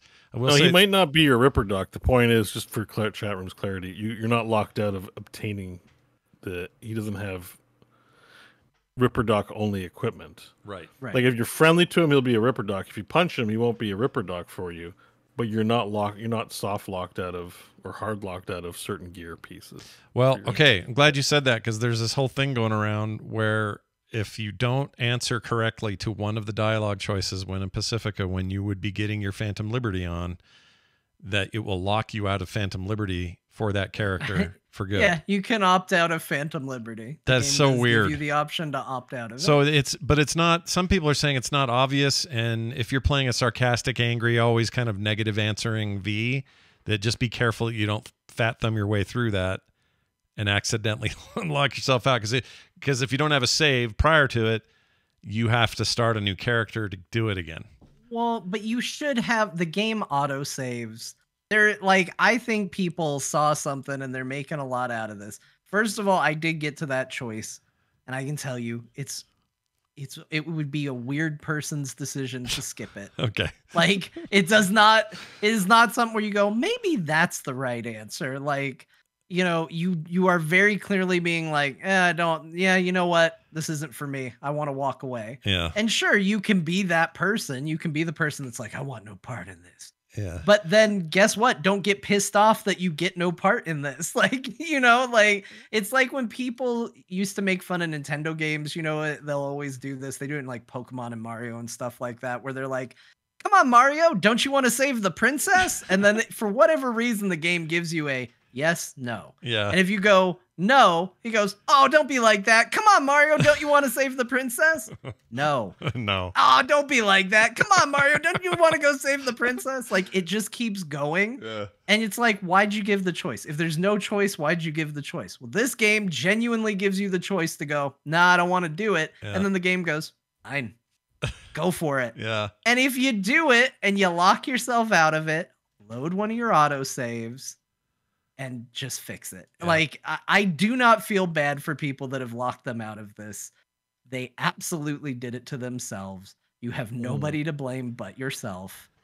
And if you went through and rigorously deleted all your saves to prevent yourself from doing this, like, it's on you. Now, Yeah, I Just mean, I own would up to your definitely- own mistake and move on. yeah, I would yeah. definitely save scum like romance stuff too. If you're like, oh, I'd like to further romance, and you say something silly, and you're like, oh shit, I'm out. Yeah, if that breaks you out of it, you don't want to do that. Do save scum. Save. They let you save a lot for a reason. Same with Starfield. Don't be afraid of that, you guys. There's no rules. Real quick here, I just put up a picture of Fingers so you can all avoid him when you see him. This guy, or not avoid him, but do whatever you want. You can't avoid him. You gotta talk to him. You gotta he's meet such him a pud. at some point. Such a bud. He reminds me of who's the director who made Hairspray? Roger Waters. John Waters. Not Roger Waters. John Waters. John Waters. Roger Waters was Pink Floyd. He looks Roger. like John Waters, who I like, but he's like a John Waters you don't want to know. Just a piece of shit. And the stuff he's doing to those ladies, freaking what an asshole. Anyway.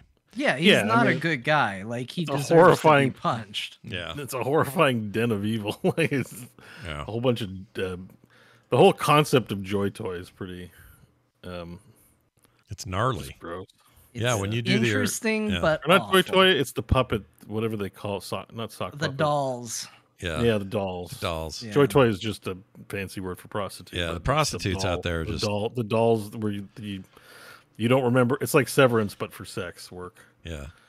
And But that's it's just, what I do. again, all of this adds to this fabric that I am grooving on. It's just so like, and I'm playing, by the way, total teetotaler build. And by that, I mean, anytime anyone says, hey, sit down, have a drink, because you can drink everywhere.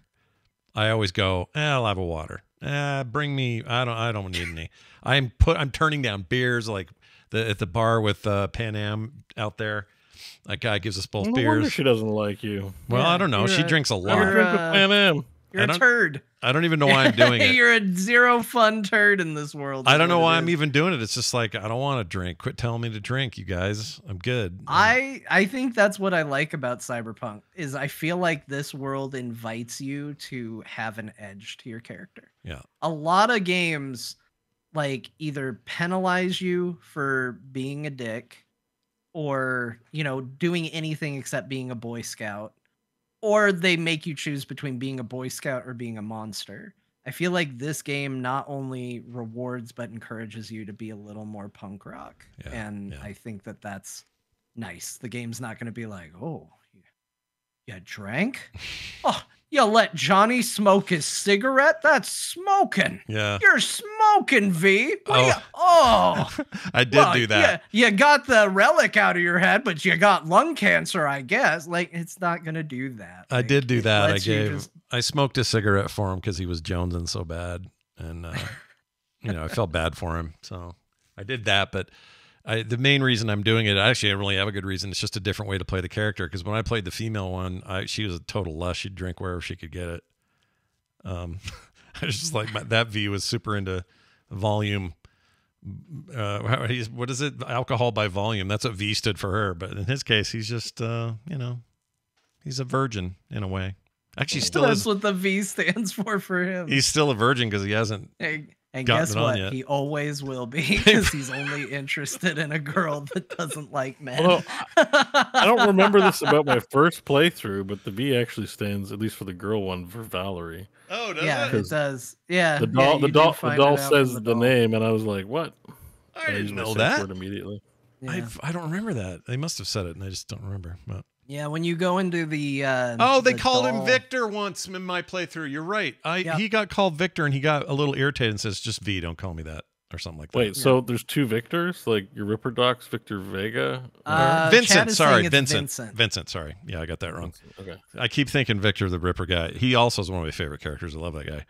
But I could say that about so many characters in this game. I think that's that's how you know the writing in this game's good, is the amount of characters you want to go. It's just one of my favorite characters. Yeah, it's just one of my. All right, hang on. I got to ask you guys though.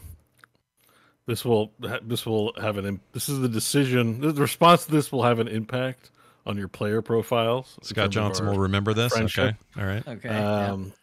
Thoughts on Us Cracks? Us Cracks. I don't think I know what that is. Us Cracks is a band in the game.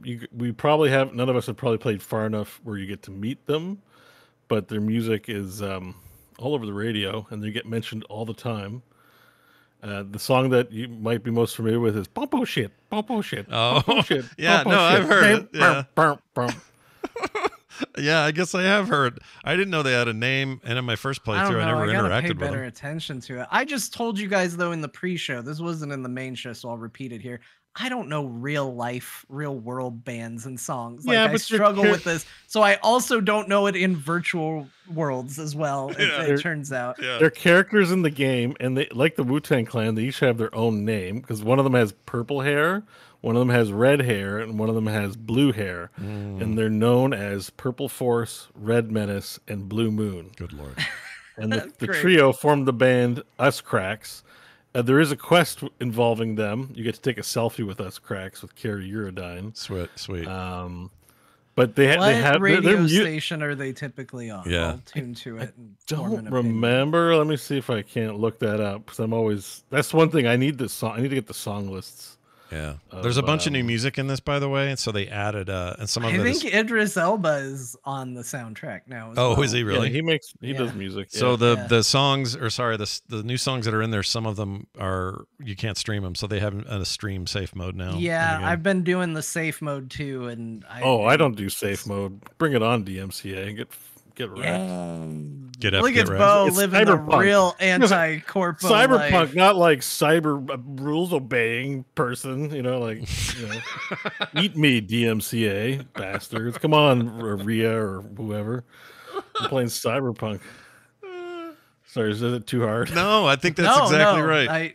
It was the right kind of hard, and then it went a little soft in the middle. But you know what? We got there in the end. We got that's there. What they say. Bo soft in the middle shorts. That's what they call me. That's your old nickname from the day. No, but okay. So maybe you'll play a little further. I'm a little heartbroken that you guys don't have strong opinions on Us Cracks. I haven't it's heard. Better than hating them. I've never gone. I mean, again, I didn't do enough side stuff first time through. This is the time. But you guys recognize the Pompo shit. Oh yeah. I don't know it off the top of my head, but music has been hard for me to hear because I don't think off for the stream, and I kept forgetting to turn it back on. Yeah. I don't think Us Cracks is a real band. I think this is one of the in-game bands. It's not like because there's a lot of. Did Us Cracks like U.S. Cracks? Like that's how it's spelled? U.S. Cracks. U.S. Yeah. Cracks. Us Cracks. Okay. Yeah. But Okay. their posters are everywhere. They're like one of the more narratively important bands. Like Samurai is an important band. Us Cracks is as well. Yeah, Cool. I'm gonna listen to it right now while you talk. So what was Johnny Yeah. Silverhand's band? Samurai. That's Samurai. Okay. Yeah, I think. I always forget that. So that's the one band you have heard, John. You've heard Johnny Silverhand do his stuff, you know. All right. You got up there. I don't know if you can play us on our thing. I can if you give me a link. I'm gonna time code it. Okay, I'm gonna tell you, I've heard 18 seconds of it and I love it. Yes. So that's, yes, John. In case you're wondering where I'm gonna land on this, 18 seconds, I'm all in. All right, this is perfect. Send me the thing here. Let me see. Here's a link. I think oh no, hang on. I'm gonna send a new one with the link at the start time. Oh yeah, give me a start time. Don't play the whole thing. Yeah. So the second link, not the first link. All right. I deleted it now. Oh, this is a new one then. Hold on. Okay. Like started at 1 minute basically. All right, here we go. We're waiting. We're loading.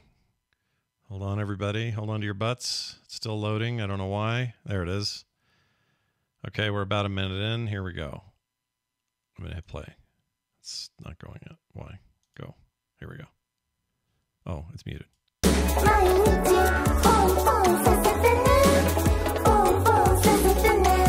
Yeah, I've heard it. Yeah. That's you us. Me. That's Us Cracks. That's my favorite song in the game. That is exactly what I want from a Cyberpunk universe is music like that. Bullshit. Beep, burp, beep, burp. Bullshit. Whenever Bo does like a song, he has this bear thing he does all the time. I love that.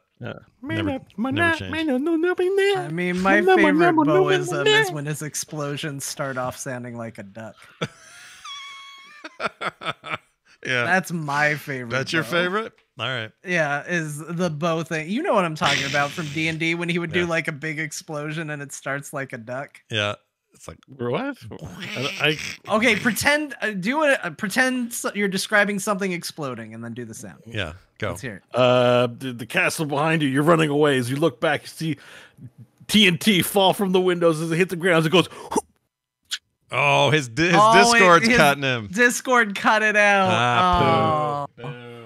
It's got your noise reduction thing on. Boo, stupid Discord. Dumb AI feature bullshit. Pompo shit. That's all right. We have it on TWBD somewhere. People can go listen to it. Yeah, go listen to it. That's my favorite. All right. I think we've probably said mostly what we wanted to say. The game is rad. I'm gonna continue. Second place for best song, though. I just want to jump in and say "Chippin' In." That's also Chippin' In. Good song. Chippin' In. That one I do know. Fade Away remix. Okay, is good. I will watch for that. I'm all in. I've been listening. There's a really great bunch of well, this is always true, but YouTube's got some videos that are like ambient night city music stuff. I played it before the show today. So good. I could chill to that. I will be chilling to that. Actually, that's something I would say that just can't be said enough. This game is wall to wall good music. Yeah. Like even Baldur's Gate 3, it's got great music, but some songs are a little.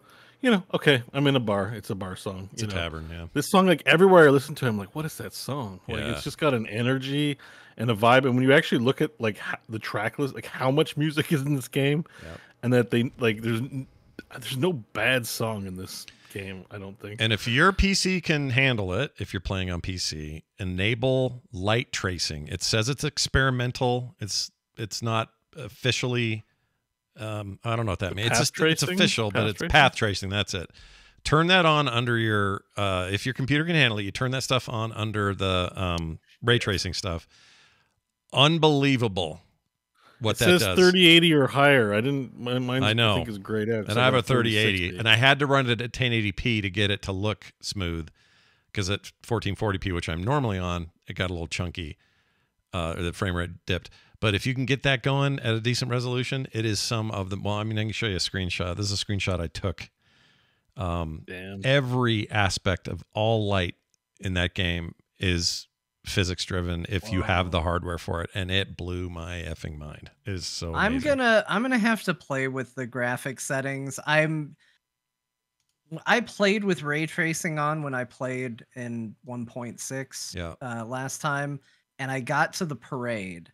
And it killed my PC. Oh yeah, my parade was bad too. First time. Devastated my computer. My computer, like the parade hit, my computer went, ah! What are you doing? Why? I've never heard it talk before until that moment. Yeah. And I went, okay.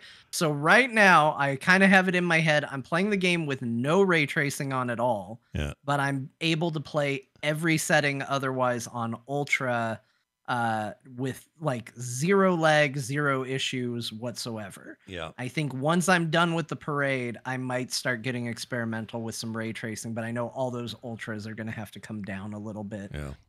Once that's done. Yeah. So it's really something though, we'll man. And then the 3080 stuff, 3080 plus for that one feature kind of sucks because there are a lot of people that don't have that card yet, but it is, man, it's something.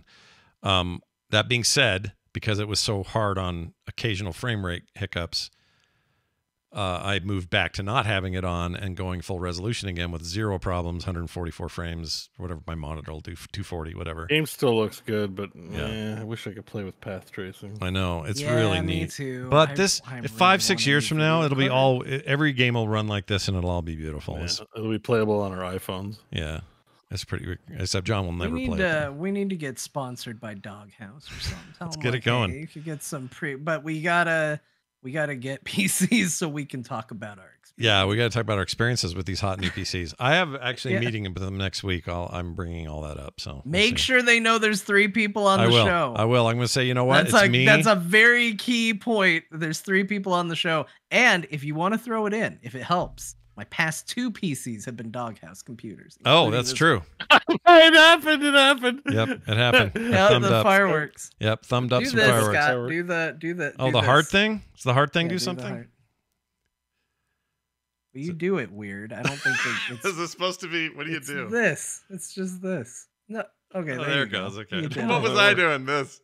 I Yeah, don't you're know. doing- You you're were doing it- like 2 fingers are about to attack each other. That's a nature's pocket. I think it was what he's doing there. These are. What are there any others? Is waving do anything? Like, hey. Nope, doesn't do anything. Hi, friends. Scott here for the Core Podcast. I can't get it to As do anything. much as you want the middle finger to work, it's not gonna. Well, last time I gave it 80s bird. That's a 70s bird. Look at that. I like Yeah, a is that 70s what bird. it 70s bird, 70s bird, 80s bird. I can't do any sort of bird. My What's this, a fingers 90s are all bird? jank. Let me This see. is Oh, like- that's your this is bird? like the best I can do. I can't. My hands aren't made that way. Oh, All my weird. fingers are connected in a way that just doesn't work. It's probably because I have a bent pinky. Like, Oh, yeah. like Oh, that. my See? shit. What did that do just now? That's horrible.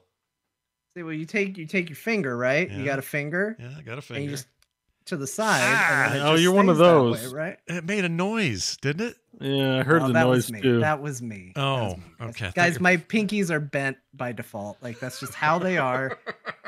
The magic trick is I bend it straight and then I just go, oh, it broke, and I do a little to make it sound like it broke. It's That's a good thing controllers don't need pinkies, right? yeah. Or mice, really. Yeah, you're good. Yeah. That's I'm not going to fine. affect your prowess as a pro My gamer. son has the No. bent pinkies too, so I've passed the curse on. Mm. You need pinky for mouse and keyboard on the left control and shift. Oh, why I yeah, use that's the true. controller. Pinky's pretty big for the keyboard. Yeah. Yeah, Not on the you're mouse right. per se. If I'm hitting Q, I'm doing it with my pinky. You're right. Yeah, Q. Yeah, well, with Q with a pinky, that's wild. Well, if I'm WASDing. no. Oh, no, you're right. It That's, was a ring finger. so Yeah. Q would be, or But sorry, tab- pinky would be tab like that- tab or, yeah, maybe shift. tab down to control. Yeah, tab down to control. You're right. Oh, you know what? I do have a hard time with those. That's probably why. That's probably I always why. get annoyed with people who are good at like MMO controls where they're like, oh, I'll just hit Alt or Control or Shift. Yeah. I have a hard time with that. All my fingers want to move at the same time. See? Like, We I don't found have it. a lot of Oh. independent control of my digits. Like I move one and they all kind of want to move. Well, when 2077 gets here, first thing you do, you go to Victor. Yeah. Tears out your old hands and your viscera there, and then he puts in new stuff. It'll be great. But then I lose that wonderful party trick where I pretend to break my own finger. So, You know what? The other thing I was going to say, one other thing I love, because it's in the same topic, I love about this game is its unwillingness to go fully what we probably will see in 2077, which be mostly wireless things. Yes, that's true of hacks and some of that. But for the most part, this visceral thing of, All right, jack in, and you just like pop, and you got a little cord and this little tube thing that was installed in here for the surgery. You got to yank it out like a freaking one of those retractable vacuum cords, stick it in a thing, and the things are big and thick like cassette futurism business. I love that shit so much. So tactical. I think it's still possible we have that in our future, because of the security. Good point. Like wireless is an access point. If your neural net is wireless, then you're very vulnerable. So if it requires hardline connection, you're safer. See, I love that. Even this is a concept. Even if by the time we get there it's wrong, I don't care. I want to have wires in me. There's a place in Japantown where they're selling vinyl records. Like, just keep that weird aesthetic, because this thing was written in the 80s. The Cyberdecks are awesome. It's like. Yeah, it's just like an oversized iPhone, like Fisher Price. Like it's just like it's alternate history. It's a cool alternate history where things have big buttons. Yeah, and I didn't. You know what I didn't catch the first time through? This is not a spoiler. The head of the Takamura. What's the name of the Arasaka? Jeez. I want to go Nakatomi Plaza. You know that part. Alabama, bit of bam bam. The guy, the dude in charge, the old man. Was in World War II. He fought with the Japanese, and like Arasaka Senior. Yeah, and he's artificially, kept young enough to not die. And I didn't ever really pay attention to it. But there's a documentary in a place where I can sit on a couch and watch this thing play out on a TV, and I can watch the whole documentary about his life. I didn't do that the first time through. There's like all this extra meat this time. It was probably already there, but is an annoying amount of stuff hidden in that mission, and I found out about most of it after I completed the mission, and it's driving me crazy. Did you know you can get an iguana egg, which will lead to a pet iguana? Did you know you can go up on the roof and steal his katana, Yorinobu's katana, from his hover car? No. He landed in? Oh, no. You can! Can I go back? No! Shit! I didn't know either of those things.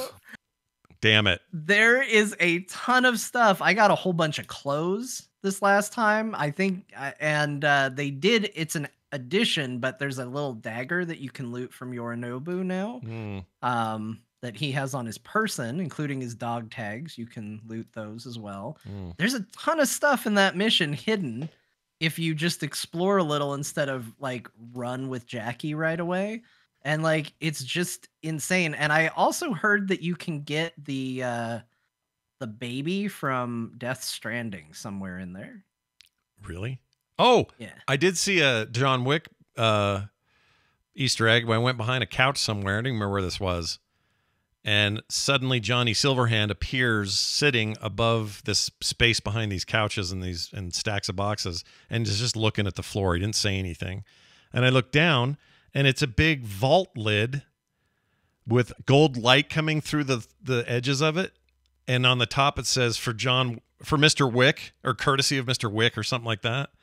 It's really an obvious reference, obviously, because it says Wick on it.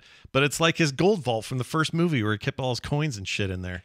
I couldn't open it, but that was kind of cool.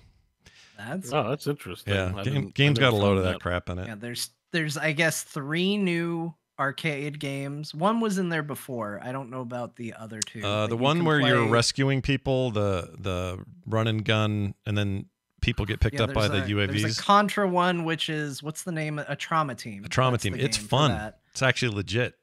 Yeah, Trauma Team's pretty good. There's the Witcher version of that game you can play when you don't have internet. You know what I'm talking about, where the dinosaur just jumps over shit. Yeah, what's that called? It's called Roach Race, something like that. Shit. And then there is a Doom style first-person shooter hidden in the game. Oh, where is that? Because I was looking for that. I saw it on some Kotaku thing, and no one would. They didn't have info. I didn't see where it was because I want to just be surprised when I get to it. All right, as long as it's not up on top of the tower in somebody's ship, and I didn't know about it, and I can't go back. I think you gotta go back and reload. I remember some detail, not the precise location, but I think it's to the south in that that like oil field or whatever, where it's like less populated. There's a church out there. Okay. I'll check it out. Oh, and don't stop yourself from exploring a little bit, because you know when you do the attack on the Arasaka compound thing? Yeah. That's a big one.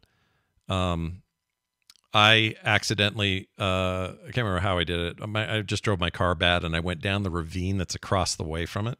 And that ravine down there's like those LA water trough looking Like things. where they filmed Terminator. Like Terminator Yeah, when where you were in both California. things, every scene of Terminator 2 was filmed. I love that. One of my favorite BlizzCon memories. But anyway, I went down there just because, oh, well, I'm down here. I'll just drive up and down the thing.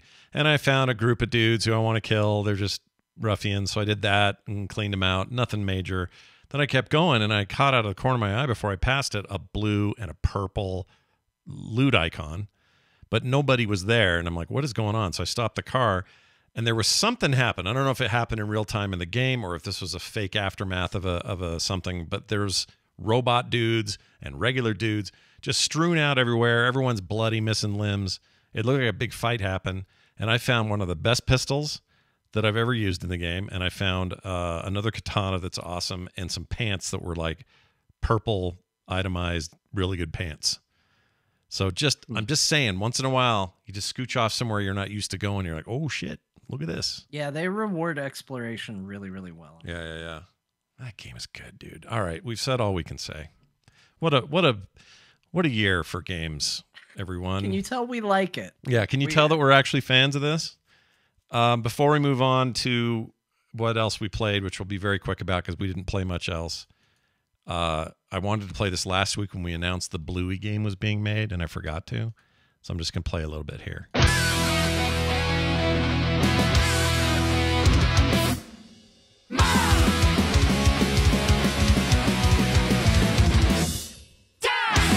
I mean, it goes on. You get the idea. Yes. It's an amazing punk version of that, and I can't even credit the band because I forgot to write it down. But it's really cool. Good job, Scott. Yeah.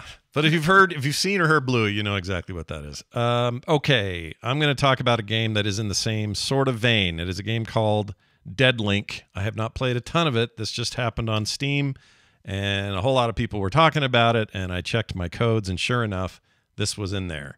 The people that sent me a code for this believe that I'm the only host of the show, so that's why only one code. Well, that's a shame. Not true. I don't know why I got a code for this, but anyway, it's called Dead Link, and it is a cyberpunk themed first-person shooter that is got a bunch of roguelike elements, and for some reason the video's playing really bad. Hold on, let me fix that. I don't know why that's happening. I don't know why it's doing that. Let me reload it. It is a first-person shooter, very fast, Doom levels of speed. It reminded me of the new Doom games almost immediately. And it is got roguelike elements. So you're doing runs, you're trying to win, you beat all the dudes, you go back, spend your money on upgrades, and their implants and cyber stuff, like we've been talking about. They lean into that stuff. It reminds me of just playing like an arena shooter. What's a good recent example of this? What's the one with the animals that we liked? I thought John played it. Animals. Yeah, it was almost like Borderlands itemization on weapons and stuff, and then I know what you're talking about. Yeah, I'm never gonna remember the name, but I know what you're talking about. You know what I mean. Yeah. I cannot remember it. It's like that, but it's set in this dark, futuristic world. Between levels, you can do some implants that you didn't have before. You can upgrade. It's very like jump around, fly around. Gunfire Reborn. Yes, Gunfire Reborn. That's it. It's a lot like that, and I see a lot of comparisons in the reviews to it as well. So I think I'm not the only one. It's fun. Yeah, but it does look more mobile, like Doom Eternal, than although Gunfire Reborn's pretty mobile. Yeah, it's pretty mobile, and also it's not the same with the dance you do in Eternal, where it's like I need health, I need ammo, I need health, I need ammo. That kind of thing.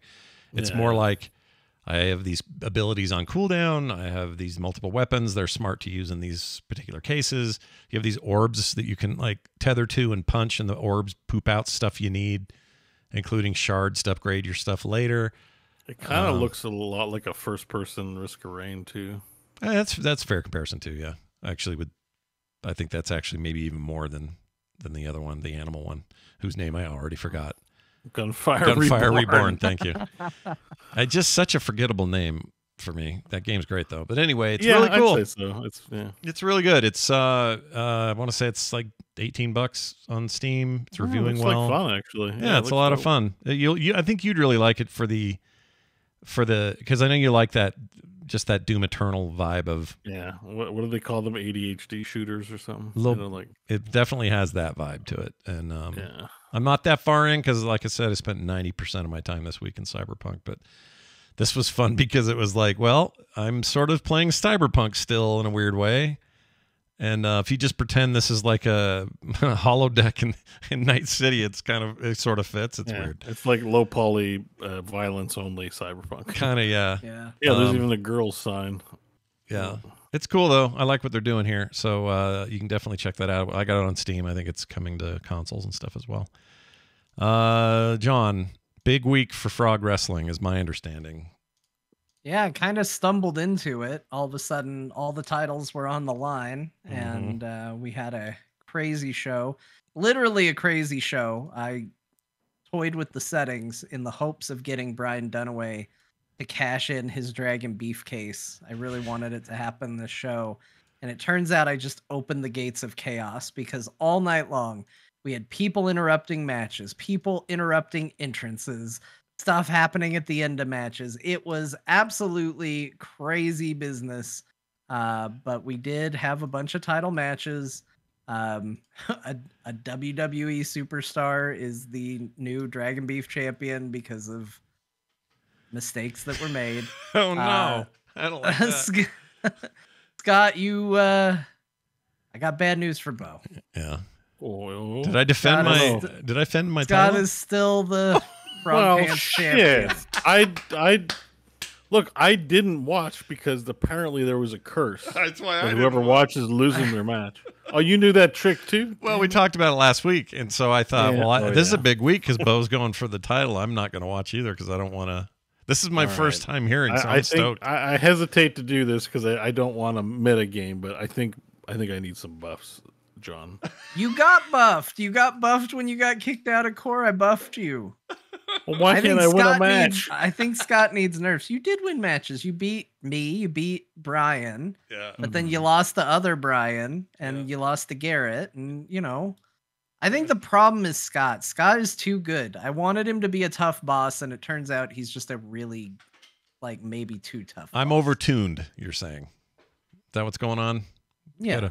You gotta tune me. Well, now it's not fair. You're going to tune him down, and someone else is going to fight him and take my belt. Well, I'll give you a match. Whoever takes it from Scott, you'll get a match. How does wrestlers do this when you want a rematch or boxing? Like, I know I lost, but I want to fight you again immediately. That actually happens far more than you think. For literally that exact reason. For it then, officially. Oh, yeah! Yeah. You think you won, Scott? Brother. You won nothing. Listen. I think the biggest hurdle you have is that you try wrestling without your quick hacks and your cyberpunks. If other people Kristen lost her title this week as well. Aww, now she has a legitimate beef because a WWE superstar interrupted the match and beat her up so that her opponent could win. Yeah. I think the problem you're going to run into, Bo, is you just lost the match. Nothing weird happened. You just didn't win. No, I just explained what happened. He's using his quick hacks and his cyberpunks. Yep. Oh, okay. That's what it was. That's what's going on. Yeah. Like, how about he tries short circuit? Oh, no. How about he tries wrestling me without his jorts in a Tighty match? Oh, shit. Oh, no jorts. A whitey tighties match. I don't know, Scott. Do you accept a whitey tighties match against Bo? Yeah, so the rule would be I won't wear the jorts, but I will not wear anything to replace the jorts. So only the tighty whities underneath. I'll do that. That'll be the big concession. You should, for it to be a true tighties whities match, I also can't benefit from the headset. So the jorts come off, the headset, there's nothing. It's just tighty whities. That's it. That's all we're doing. Did you change Bo's basic model? Man flesh on man flesh. Pure and sweaty and... I'm into it. What wrestling was meant to be. Yeah. These two characters can romance each other in this game. Real quick though, that chest Bo has, I feel like he has way more hair on that chest. Did you change models or something on him? No, I always gave him a lot more of hair on his chest. I don't know that Bo has a hairy chest, but I assumed Bo had a hairy chest. Okay. So they're probably more the hairiest of the characters. I'm weirdly hairless, so this is perfect for me. I don't have a lot. I just didn't want to ask any of our friends what the hair situation was on their chest, so I've made some broad assumptions across the board. Yeah, and as a PSA, feel free to reach out for me if you feel a way about your body. So Bo is hairy. I don't know. I just assumed he has a lot of hair on his head. There must be hair everywhere. That's just what I assumed. The ref looked like the by 3 they come, by 3 they open the thing. He looks like that guy. Look like that guy. He looked just like him for a second. Anyway, so this fight ends with Bo losing, and that's fantastic news. I'm stoked. Yeah, Bo did lose. Rematch. He did hit you with the taint no thing, though. The problem is Scott got out of it. You know, that's the jorts. It's not fair. Yeah, you think it's the jorts? He probably wiped his mouth off in his jorts, and it took away all the poison damage. I love how upset the side commentator guys get when the fighting's right next to them. They get all annoyed and stand up. Well, yeah, because they've seen a wrestling match before, and usually when it gets to about there, someone throws them up on top of their table and smashes the table. Yeah. Oh, this is great. Oh, boy, this match isn't getting a lot of stars, though. How does it end for score-wise? Did we... I think maybe a 3 or a 4. That's not too bad. 3.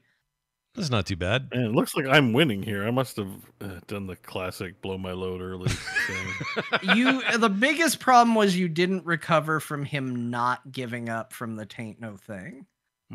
Like you were really in control, and then when that didn't work, you just had a hard time ever getting back to it. Now, some people say that Scott has metal knuckles on these gloves, and that's why he won. And that it's metal unfair. Knuckles. You wouldn't. That wouldn't be allowed, right? Yeah, it wouldn't. Although, I don't know, Gwen has like a giant metal gauntlet, and she literally rakes people across the face with metal claws. Oh, shit. Yeah. The league has some weird rules when it comes to weapons in the ring. Yeah, 3 out of 5. Not bad. Very good, in fact, it says. So yeah, good. I'll take it. It's very good. Yeah, very, very good. Well, there's your update. These are all archived on the YouTube channel. That's where we were just watching that. You can find it all at Craftless Rogue on YouTube. And the live ones on Wednesday. So what's the lineup next Wednesday?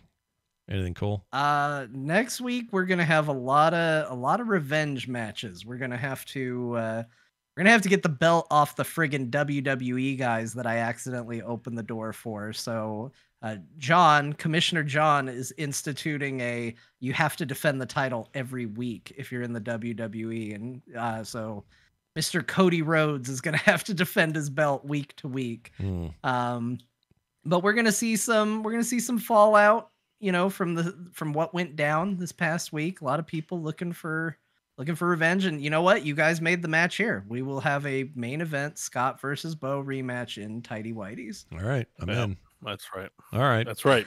Bo, tell us. And if I lose this match, then what are you gonna do? You're just out. You can't have a third rematch. Like, you lose twice, then it's time. Are there any special rules in a Tidy Whities match? Like, should it be no holds barred or no taint, no cage? Thing? Like, no, I don't know, but cage. Do you want it in a cage or no? I don't know. I want it to be just the two of us. No excuses between two. That sounds like a Hell in a Cell where literally nobody can run in. You are locked in a cell with one another in your underwear. No throwing out. Let's get rid of that throwing out business, because that always throws it. Like, locked in a cell, no clothes, and let's go. Okay, we're doing it. We'll do the Tidy Whities because kids are watching. But that's it. No shoes, no boots, no VR headset, no jorts, no tank tops, no excuses. Yep, no excuses. Rematch. Let's make it happen. All right, we'll do it. Bo, speaking of Doom, you played some Doom Eternal. I set up a real match. I love this so much. I know, you did. Actually, had to negotiate with the commissioner and the other fighter on some rules.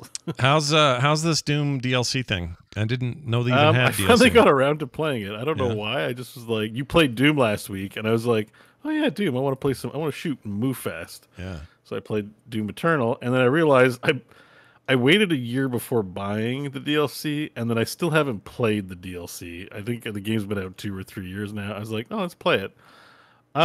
It's fun. It's more Doom Eternal. It's not mind blowing. Like, this is definitely not an expansion like Cyberpunk. It's DLC. It's 3 more levels, and you might think, wow, like they wanted $20 or $30 for 3 levels. Pretty pricey at that. Yeah. Even though I got it on sale. And it's filled with, like, I don't want to say bloat, but it's like, it's basically just full of arena shooting. Like, at least this first one. I think the second one's a bit better, but this one's like, you know, you move through the level a bit, then all the doors close and you got to kill a bunch of guys for a few minutes, right? Yeah. Well, what if you killed guys for like 30 minutes? What if they just wave after wave of dudes? It was endless. Oh my Lord. Which it's like, it's kind of its own fun, but like a level took me 3 hours. Like, and I'm like, man, this is exhausting. Like, it's a lot. But I enjoyed it. You know, I wouldn't rave. I rave about Doom Eternal. I don't think that it's fun to have more levels, but it's not like nothing mind blowing yet. It does the whole. I don't know. It does bring like that. You know, Samuel Hayden, that robot guy in Doom. I love Doom that character. Yeah, and, like, I like his voice acting, and he's not in the game much. And it's kind of cool. In Doom Eternal, you end up. Well, you end up learning who he really is. He's not a robot. He's one of the Maker Angels, the Sentinel. So this X-Pack, you kind of actually rescue his true form. And I'm like, oh, man, this sucks. Hey, you want him to be... You guys really messed up your game here. I feel like that's literally what we said last week when I was like, here's the reasons why I don't like Doom Eternal as much. I still like it, but like, it's like they just at least too into their own lore. There is one really good new character in the expansion. It's an intern. So there's some Earth fanboys that like come help you do stuff, and they're all scared shitless of you. But one guy is like not as scared, and he's still a little scared. He's just called the intern. And it's funny because this Samuel Hayden, who turns out to be the Sentinel or whatever, says you need to go here and recover the globe for him. And then you get into the mission. I didn't really notice, but the intern's like, hey, Doom Guy. He calls you Doom Guy, which is all right, actually. That works too. He's like, I noticed that your mission objective says destroy the globe, but the Sentinel asked you to recover it. Just mentioning it in case you want to change it, which is actually kind of a nice moment because you end up destroying it. You're like, you know, the Sentinel's like, we got to save energy from hell or some whatever bullshit. And Doom Guy's just like, he just destroys it. Yeah. They're like, oh, snap, you know.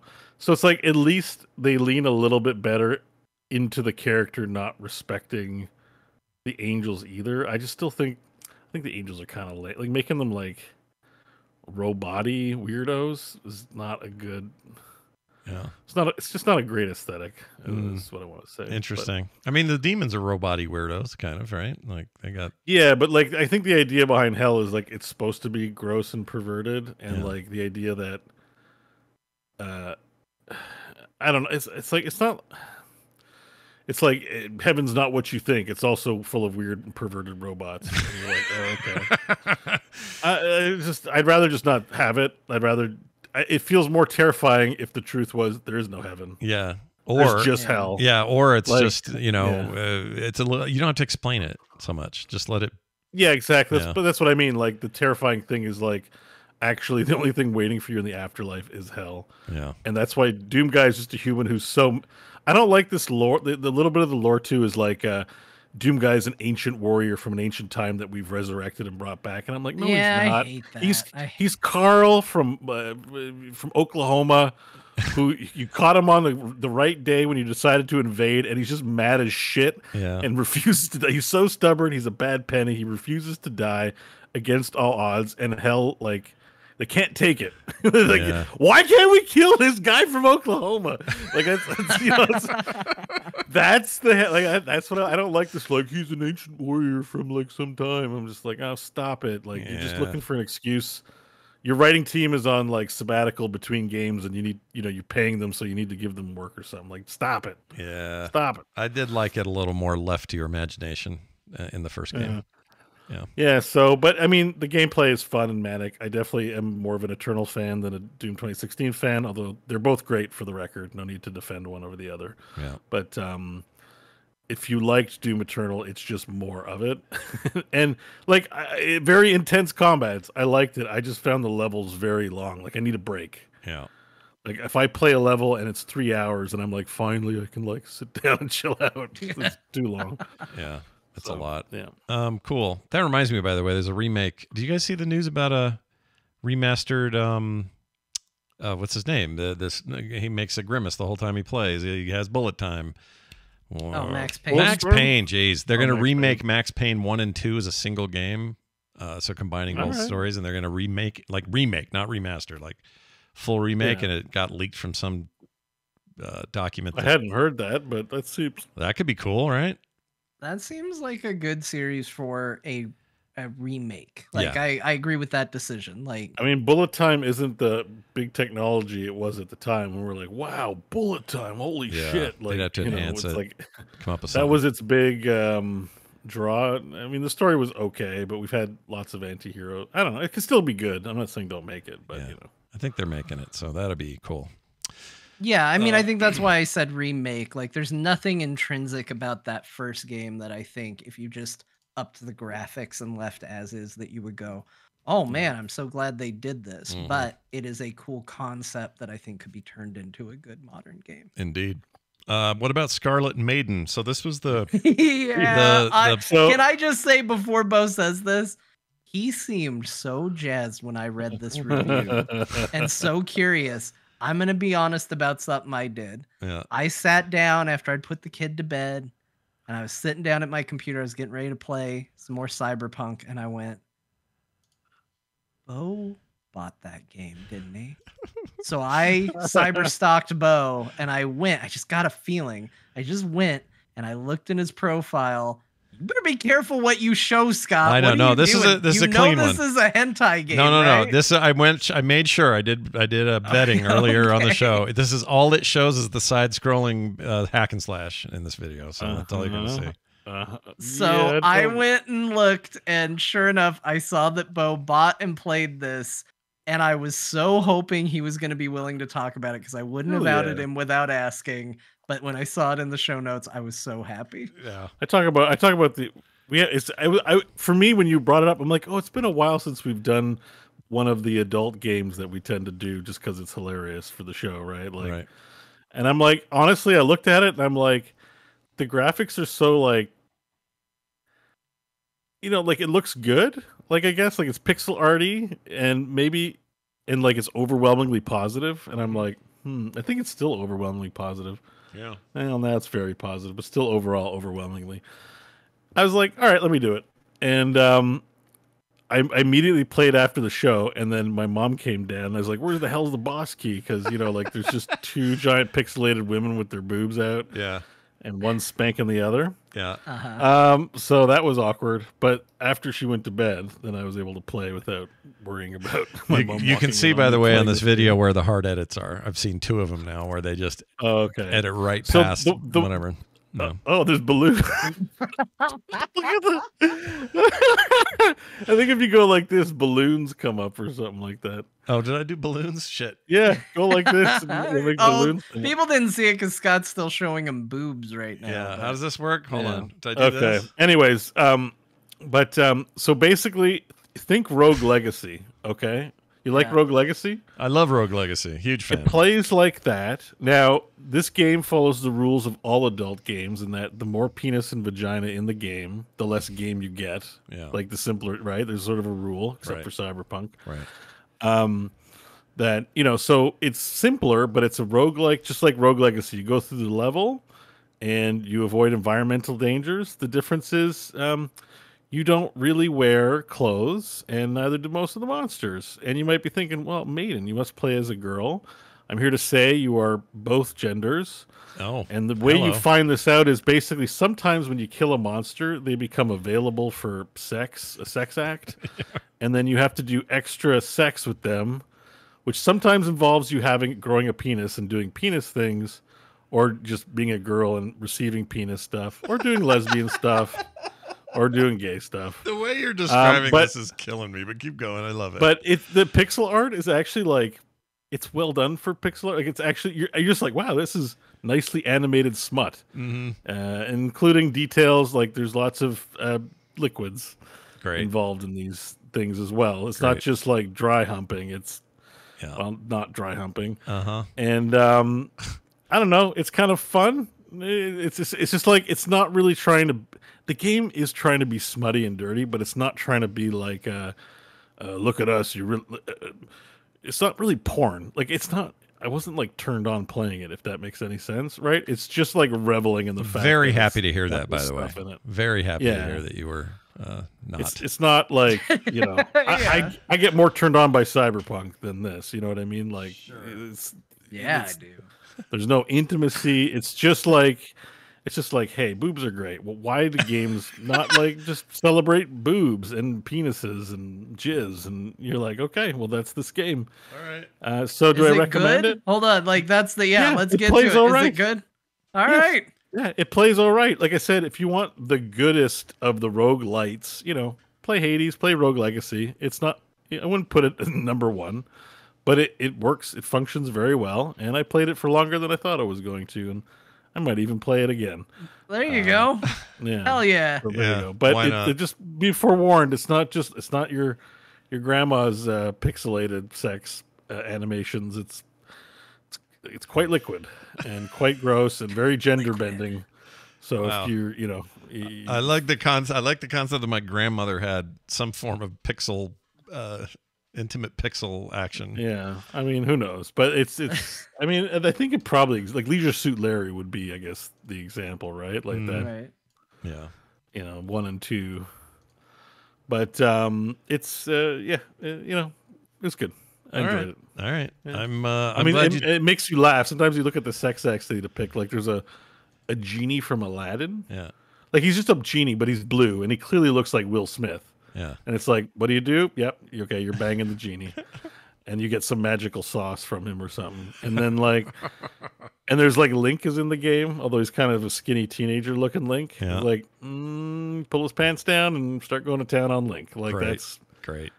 If you want any magical items, you've got to perform sex in this game. And then when you die and go back to the main base, you have like a Catholic nun who spanks you. Like you get permanent upgrades between things. So while you're doing that, you hear a spanking sound the whole time like this. Wow. So while you're getting your punishment, you get spanked. But you permanently upgrade your character. And there's also a room where you collect 10 of something, and then you get to go to a sex room with another character, and there's just a scene that plays out. Sure. Like Dead Cells, but not but with sex. But with sex instead of dead cell people talking. Yeah. Yeah, it's a game. All right, there you go. A review of the red light district of Steam and its current darling Scarlet Maiden on Steam now. Mm-hmm. All right. Over 100K in sales, apparently. I think they made it really well with this game. Not bad at all. All right, we're going to take a break. And when we come back from this break, we are going to tackle a Dear Martha YouTube comment edition. All right, so stick around for that. Got some other news to rip through, some correspondence, and then an insane number of people to thank for supporting the show this week. I don't know what the frick happened, but I have a theory. Anyway, that'll be after this few minutes that we're going to take off, and then we'll be right back. So come on back. You hear? All right. All right. I will pause there. See you guys in two shakes of a lamb. Here, and then I'll do this. All right, we're back, everybody. Welcome back to the show. It's time for us to dive right into Dear Martha. It says YouTube comments there, so I assume that's where we're at. But John, you want to explain any of this before we go? No, we're just reading YouTube comments as Dear Martha today. That's it. That works for me. Let's start with this one. My dearest Martha, man, John, you're a better man than me. If I had encountered even a single one of those situations or bugs in Starfield, I would have been done and uninstalled the game on the spot. Cry laughing emoji. Yours in this life and the next. Rocks high. I've never seen that one. It kind of has a point. Let's do 2 more. All right. Let me give you a fresh one. Hold on. Okay. Here you go. Whoops. Shit.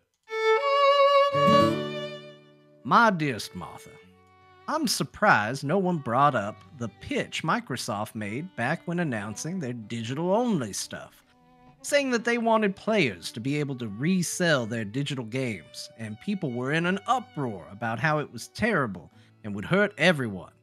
And now we're here, and that's exactly what we need. Yours in this life and the next. Code WoW. It's actually a good point. We should almost have a topic about it, but it's not quite what they were suggesting in 2013.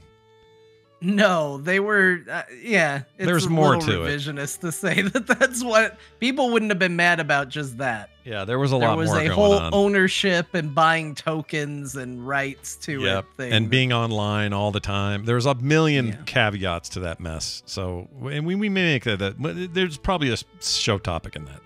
We'll get to it at some point. But, you know, before we move on too far from this, you know, YouTube comments a little light this week, and now that people know we're reading them, I'm sure that will pick up. But let me be controversial. I think ultimately we are going to get to a place where just used games don't exist, and honestly, we're probably better for it. Yeah, I know that's going to piss people off who are like, we can't afford. Sometimes that's the only way we can afford game. I get it. I'm sorry. I get it too. I just feel like the market. You're getting priced out. That's the way it goes. Yeah, this feels like a thing where, like, at a certain point, guess what? I'm priced out of Masterpiece Transformers. They are too expensive for my budget. I want them all, but I can't afford them. Right. And my options are get way better at YouTube and Twitch, or live without Masterpiece Transformers. I like it. So get in the comments and let me know what you think of that. Yeah, let us know. Have you seen those expensive self-changing Transformers? Yes. Oh, yeah. The cool. Grimlock that just turns himself into a T-Rex. Yeah. Yeah, and he goes, and it makes the whole sound and everything. Yeah, it's good. It does have the original G1 voice, which I'm sure some people like. Yeah, not you, I though. can't claim to be a fan of G1 Grimlock. You're not one of those people? No. All right, sorry. Grimlock say smash. Dinosaur. Grimlock must be stupid. Grimlock's so dumb. He's so dumb. All right, I'm going to hit play again on one of these. My dearest Martha. Okay, so now the age-old question has finally been answered. Does a bow shit in the woods? Yours in this life and the next. Hunter H. I mean, he basically said no, because that was you'd only done this in the lake. Or no, had you said you did it in the woods? Oh, no, that's how last week, the cigarette foil story was I had shit in the woods. Oh, right. I mean, I've shit in the bush a couple of times. That's not, in my mind, that's not that controversial. Maybe people also feel that, like, shitting in the lake was a weird one, but, like that same trip, or as a fishing trip, we're on an island, no buildings, middle of nowhere. There's a designated area where some toilet rolls are put on tree branches, and you just shit in the pile. Maybe little holes dug. There's no outhouse. We're only there for a week, and you just shit on the ground. That's what you in do. That spot. Yeah. You shit on top of other shit, and you say hello to the flies that are like amassed in that area, and you just shit there. Was anything when you were doing the Bush Burger in Anaheim? I did not shit in Anaheim Okay. outside of a toilet. All right, just making sure. Because you were kind of in that BlizzCon bush. organizers, I don't. If you find, I'm sure they find shit at BlizzCon. It's not mine. Okay, like there's so many people there, and some of them are so unruly. I have no doubt someone defecated publicly at least once in the history of BlizzCon. They're doing some more tickets. A wave of new tickets. That surprised me. Right. So I didn't have plans on going. Unless they got to me and said, "Hey, we're doing press stuff this year," I can't either. I can't afford. Well, that's it. what I don't want to like. I don't want. Maybe I should ask this off the air. Should I go and renew my passport? Is what I want to ask. You don't have to answer me now because, like, I have no plans. But you know, I mean, I would have thought we would have heard by now, since the thing is literally a month away. Me too. Yeah. Like, I'd have to do it like tomorrow. Like, I have to get on and get the express. They've always been bad at that with press, though. Yeah. Like, at least when Bethany was there, though, she would make additional arrangements beyond She was Like, great. it was last minute, but it was like, hey, here's last minute. Do you need a hotel? Do you need a way to get there? Like, let's check. Whereas when Bethany wasn't involved, it was, yeah, you can have a press pass. Hope you can figure out how to get to Anaheim in 2 days. Like, Yeah, you're so lucky I was going anyway. But now this year it is different because the only way I'm going is if it's a press thing. I'm not going to go for myself. So yeah, exactly. It would have to be that. And I just thought they would have contacted people for it. And maybe they're just being more handpicky. Maybe it's, I don't know. I have no idea. Tickets went on sale today. Third wave coming out right now. Yeah. I don't know. We'll probably have more fun covering it here. I think I think it's all changing towards more direct anyways. So, I think it. Yeah, I have a feeling it's not going to be quite what everyone is thinking it will be. I think a lot of people think it's going to be, I mean, it is an in-person event and all that stuff, but I think it's going to look different. It's going to feel different. And I got to get my passport renewed now anyways, because if you do something else in Utah, I should go. Or something. Oh, yeah. There's some, well, I'll tell you off air. Well, I have an idea. I'll tell you off air. I mean, we batted around over the years, so I'm sure it's not going to, even if it's just a visit. CoreCon coming to Germany in 2024. Just kidding. We'll talk. We're going to Germany. I have a friend in Germany. Well, you do. I could really? Who's your friend in Germany? Who's your friend? You always talk about Ben. You never talk about Hans. His name is Tyler, and he was one of my best friends growing up. Yeah. And out of high school, he joined the military. Ended up stationed in Germany. Kind of fell in love with it. Fell in love with someone there, and started raising a family. And what's great is his brothers went to visit, and they also fell in love with Germany. And I think at least one of his brothers, if not more, moved there too. So wow, interesting. Wow, yeah, it would be a nice reunion for you. And I will say, one of his older brothers, Ryan, who I got along with really well too. He was a huge World of Warcraft fan back in the day, and when I guested on the instance. Like I think he knew that I did podcasting things, but when I guest hosted on the instance with you, Scott, all of a sudden Tyler contacted me and he goes, "Ryan is losing his mind." You were on the instance. Like great. He is freaking out. That's great. So it was that was really nice. Yeah. So yeah. That's great. By the way, Bethany, I think still listens to this show, and if she does, Bethany, we miss your deft touch at Blizzard. You were one of a kind over there. Constantly miss. I miss Bethany being a PR person for literally anything. Anything ever. With. Yeah, exactly. Yeah, that's true. She was definitely great. Left the biggest impression for me too. One of the best, the if not the company. Maybe even the best. I don't even know if there's a better one than her. She was so good. I don't think so. Yeah. No offense to the rest of you, okay? Because maybe we don't know, but she was awesome. Yeah. It's okay to say someone's the Wayne Gretzky of what they do. Yeah, that's true. No, it's that meme of what is it? The car meme where it's like, "This is great, but I like this." Yeah, like, yeah. You're great, but we like Bethany. Yeah, we like Bethany. Just... We'll take her over all of you, is what we're really saying. Yeah. Let's get on. Let's move on to these things here. We got some extra news to cover. Sony chief Jim Ryan stepped down after 30 years at PlayStation. As a big, long career.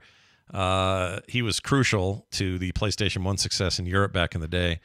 Kind of, pointed to as single-handedly making that not only happen and be successful, but dominate the region to this day. PlayStation's still just absolutely dominant over there, and he's credited for that. Anyway, Jim Ryan stepping down. No idea who his heir apparent is to run PlayStation after he leaves, but he's been there a long time. 94, I think. I hope it's somebody else with the last name Ryan. That'd be great, right? Just for no reason other than just like some weird perceived nepotism that it like wouldn't be there. I want it to be a different Ryan. I want him to do. I want them to announce like Jim Ryan's successor named Steve Ryan. Steve Ryan, no relation. Like the new head of PlayStation. They should try to be like Nintendo and have a guy named like Jerry Siphon Filter or something, so that we get. I was trying to think of a bad guy. What's Crash Bandicoot's nemesis? Cortex? Vortex. Professor? Isn't Siphon Filter an actual video game? It's a video game. It is, yeah. I couldn't think of anything else. The greatest run animation of all time. It's Roger Baldur's Gate. Exactly. It needs to be the name of some popular Sony title. You know, Larry the Last of Us or whatever. I don't know. But that's what they want to do. So we got Bowser. The Last of Us. Because then you got Bowser at Nintendo. You got Larry Last of Us over here. And then over at, Microsoft still got Phil Spencer. I don't know how you do Phil that. Suspenders. Phil. Well, when he goes, then we'll replace him with Cortana. Toby Master Xbox. Craig Covenant. We get What about Bill Halo? He's pretty good too. Bill Halo. My name is Cortana Master Chief, and I'm the new Cortana Master Chief's a really good name. I feel like someone out there named their daughter Cortana Master Chief, and they're just like real sad these days. If I get another cat or dog, I might do that. That's pretty good. Cortana Master Chief. Cortana Master Chief. Yeah. Cortana Master Chief. Cortana the female Master Chief. Yeah. And Microsoft's not using it for their digital assistant anymore, so let's go. Let's get her out there. No, Cortana What's it ended. called now? I don't think they Bing, maybe it's a Bing name or something. But Cortana didn't work out. Let's get Snoop Dogg. He's Chandler. doing the rounds. It's Chandler. That's exactly Chandler would be perfect. Oh my god. Like perfect in that I would uninstall it just like I uninstalled Cortana, but still. Cortana voice assistant. Let's see. She's still going. Maybe it's still going. They just kind of deprecated her a bit. Yeah. If she popped up in all her like digital glory and called you Chief and was like, "Hey Chief, what are you looking for? You want to I'd be into it. /remove programs?" You'd be like, "Well, I'm keeping you around." That's right. Let me carry her around in the back of my neck all day. That's what I want.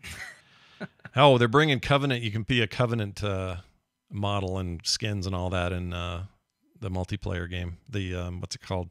Halo Infinite. That's coming up. Watch for that. That's the new trend, huh? We're just gonna put bullshit in all our shooters. I saw Narius and Lilith are in Call of Duty now. Yeah, I hate it.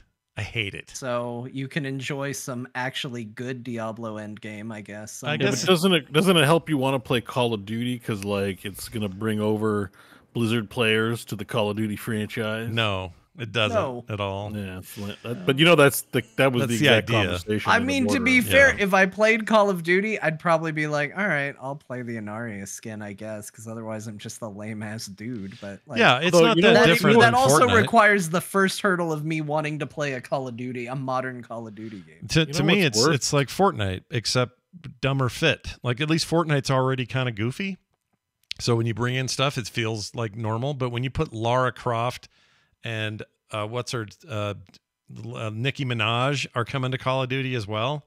What are you doing? What are you doing? And I don't those people are fine. I love Lara Croft. Are you kidding me? Nicki Minaj, well done. Hell of a career. What are you doing in Call of Duty? That's weird.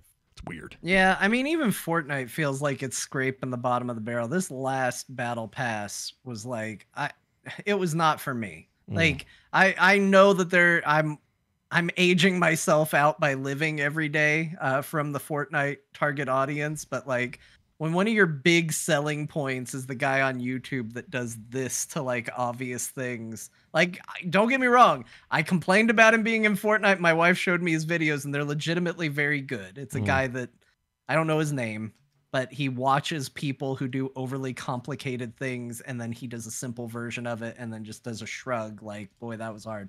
It is funny.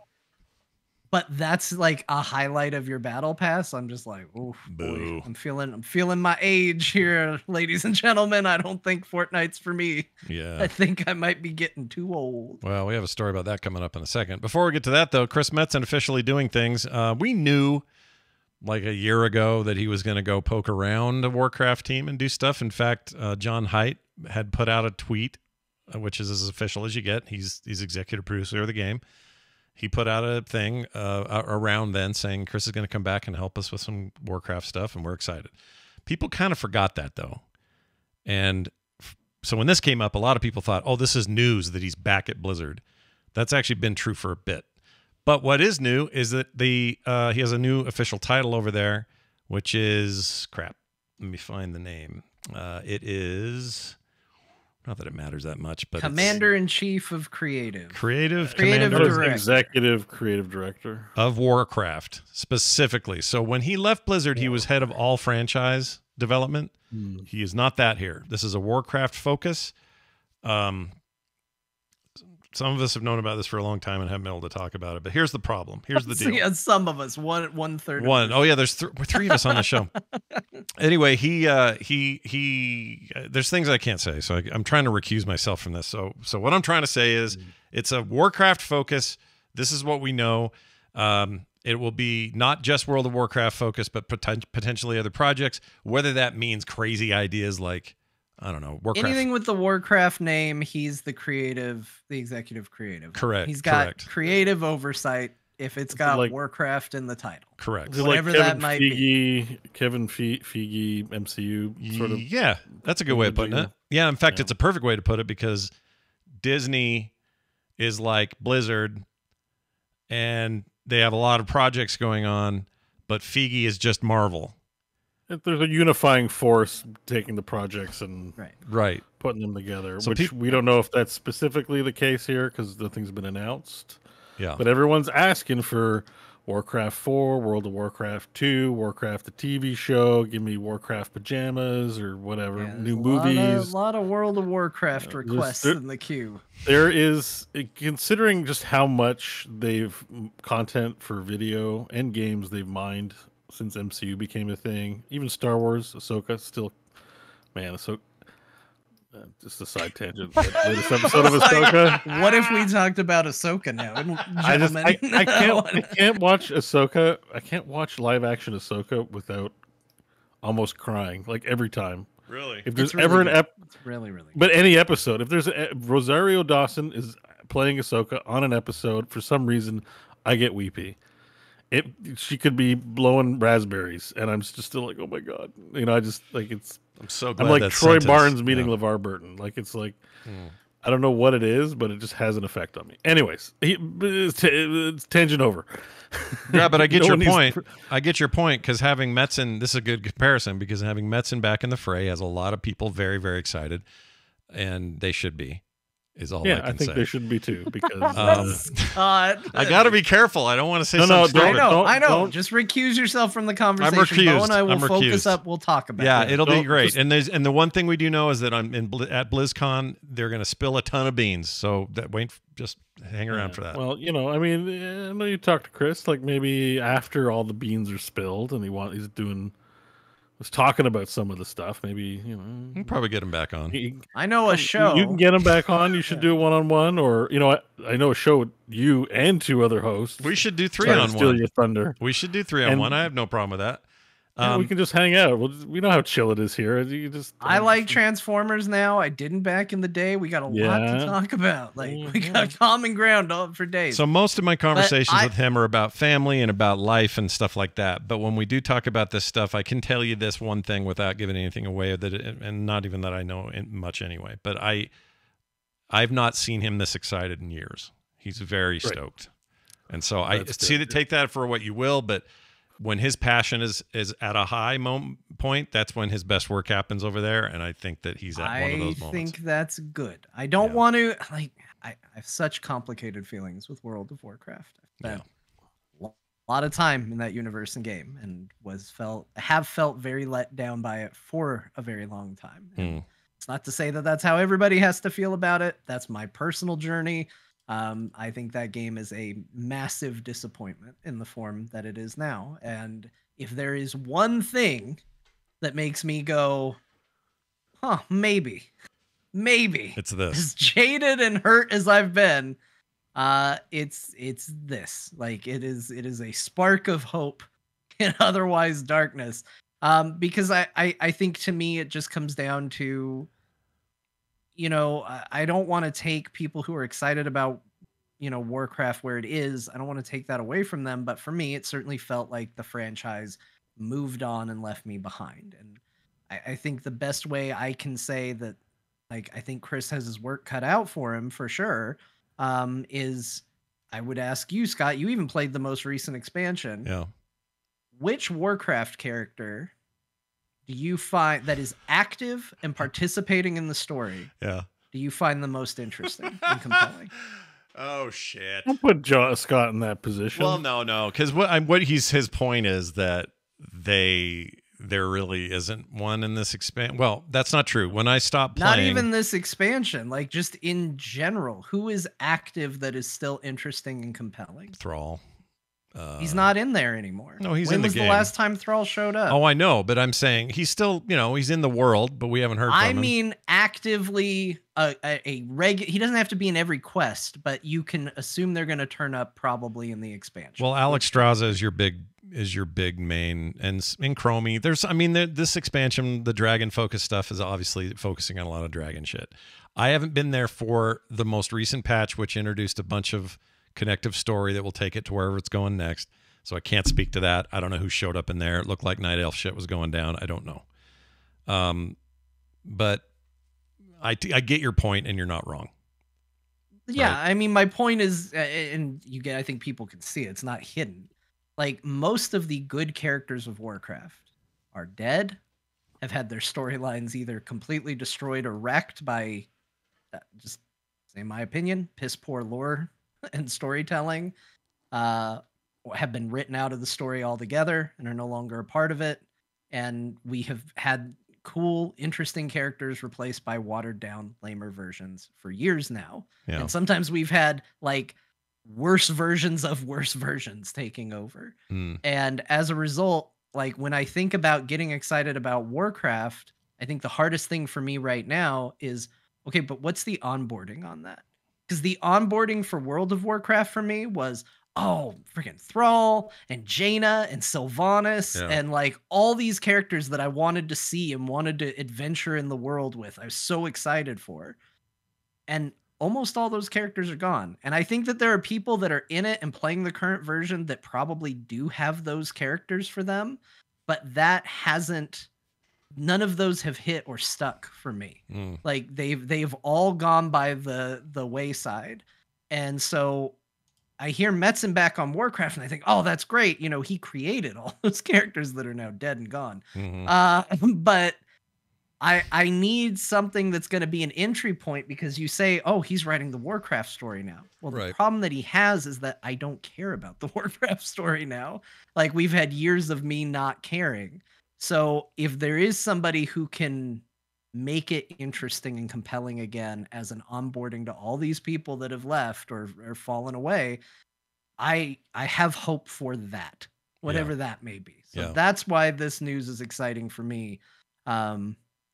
But we'll have to see. I don't know. Yeah, We got to wait and see. well, Scott seems like he can't say stuff, but he looks giddy, like his head's gonna explode because he wants to say. Well, I mean, So, like I'm sure it's gonna be good. Scott. Like I say, I don't know as much as maybe people would assume, but I don't want to say anything. The main thing is that I haven't seen him this excited, and this is a guy that had it at one point in 2016, and he'd said as much publicly, and we talked about it on the shows. He had burned out there, and for lots of reasons, and this is all before Mike Morhaime left. This was before all the allegation stuff happened, which took him completely by surprise. He didn't know it was happening while he was there. Like, all this stuff since then, it's been a lot of garbage. Like, you would think, if anything, he would seem more cautious or whatever. But I can feel through his voice and our texts and everything else that he is out of his mind excited about what they're doing. And it seems like others on the team are mirroring that sentiment. So all I'm saying is, when your chief creative guy, who really is responsible for that entire franchise, let alone all the other franchises under the Blizzard thing, StarCraft was his, this was his, to a great extent, Diablo's direction was his, once Blizzard decided to, buy into it back in the day, and certainly Overwatch and whatever Titan was going to be. Like, no one has more to do with the creative vision of that company than he has, and to hear how excited he is to be back and focused on his baby like this, that just gets me stoked.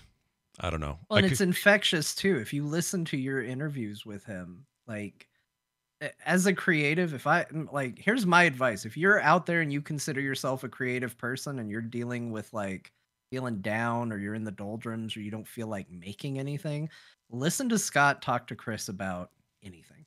Like, I will say this: one of Metzen's biggest strengths, he has an infectious enthusiasm for Oh yeah, creating stuff. big time. Yeah, And it spreads like wildfire. And so you saying he's jazzed and the team sounds like they're jazzed too, that's awesome, because like that is what we need. Yeah. We need that, and we also need Activision to go away. Yeah. And that might be happening too. So there's a lot to potentially be excited about.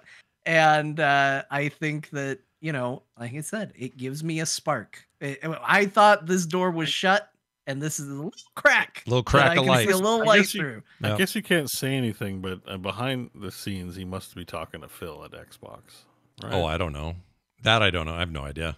Like that you should ask him. That's what I want to know after the No, because I mean, not right now. We don't need to talk about it, but I want to know from you at some point. I can tell you this. My as long as I've known him, I think I'm safe in saying that he doesn't care about the corporates. He doesn't want to deal with that part of it. And so I would think he's not going to be the one having that conversation, because it's just not interesting to him. I still think the conditions for Chris to return means that he's going to have some hand in decision making for, like, it's not just here, get in your creative sweatshop and make good ideas and we'll decide if they're good or not. Like, I would assume he's going to have some vetoing, some more power than he had previously. Yeah, I don't know. I try to just put myself in those shoes. It's like, you know, he can make his own worlds. It's just as satisfying.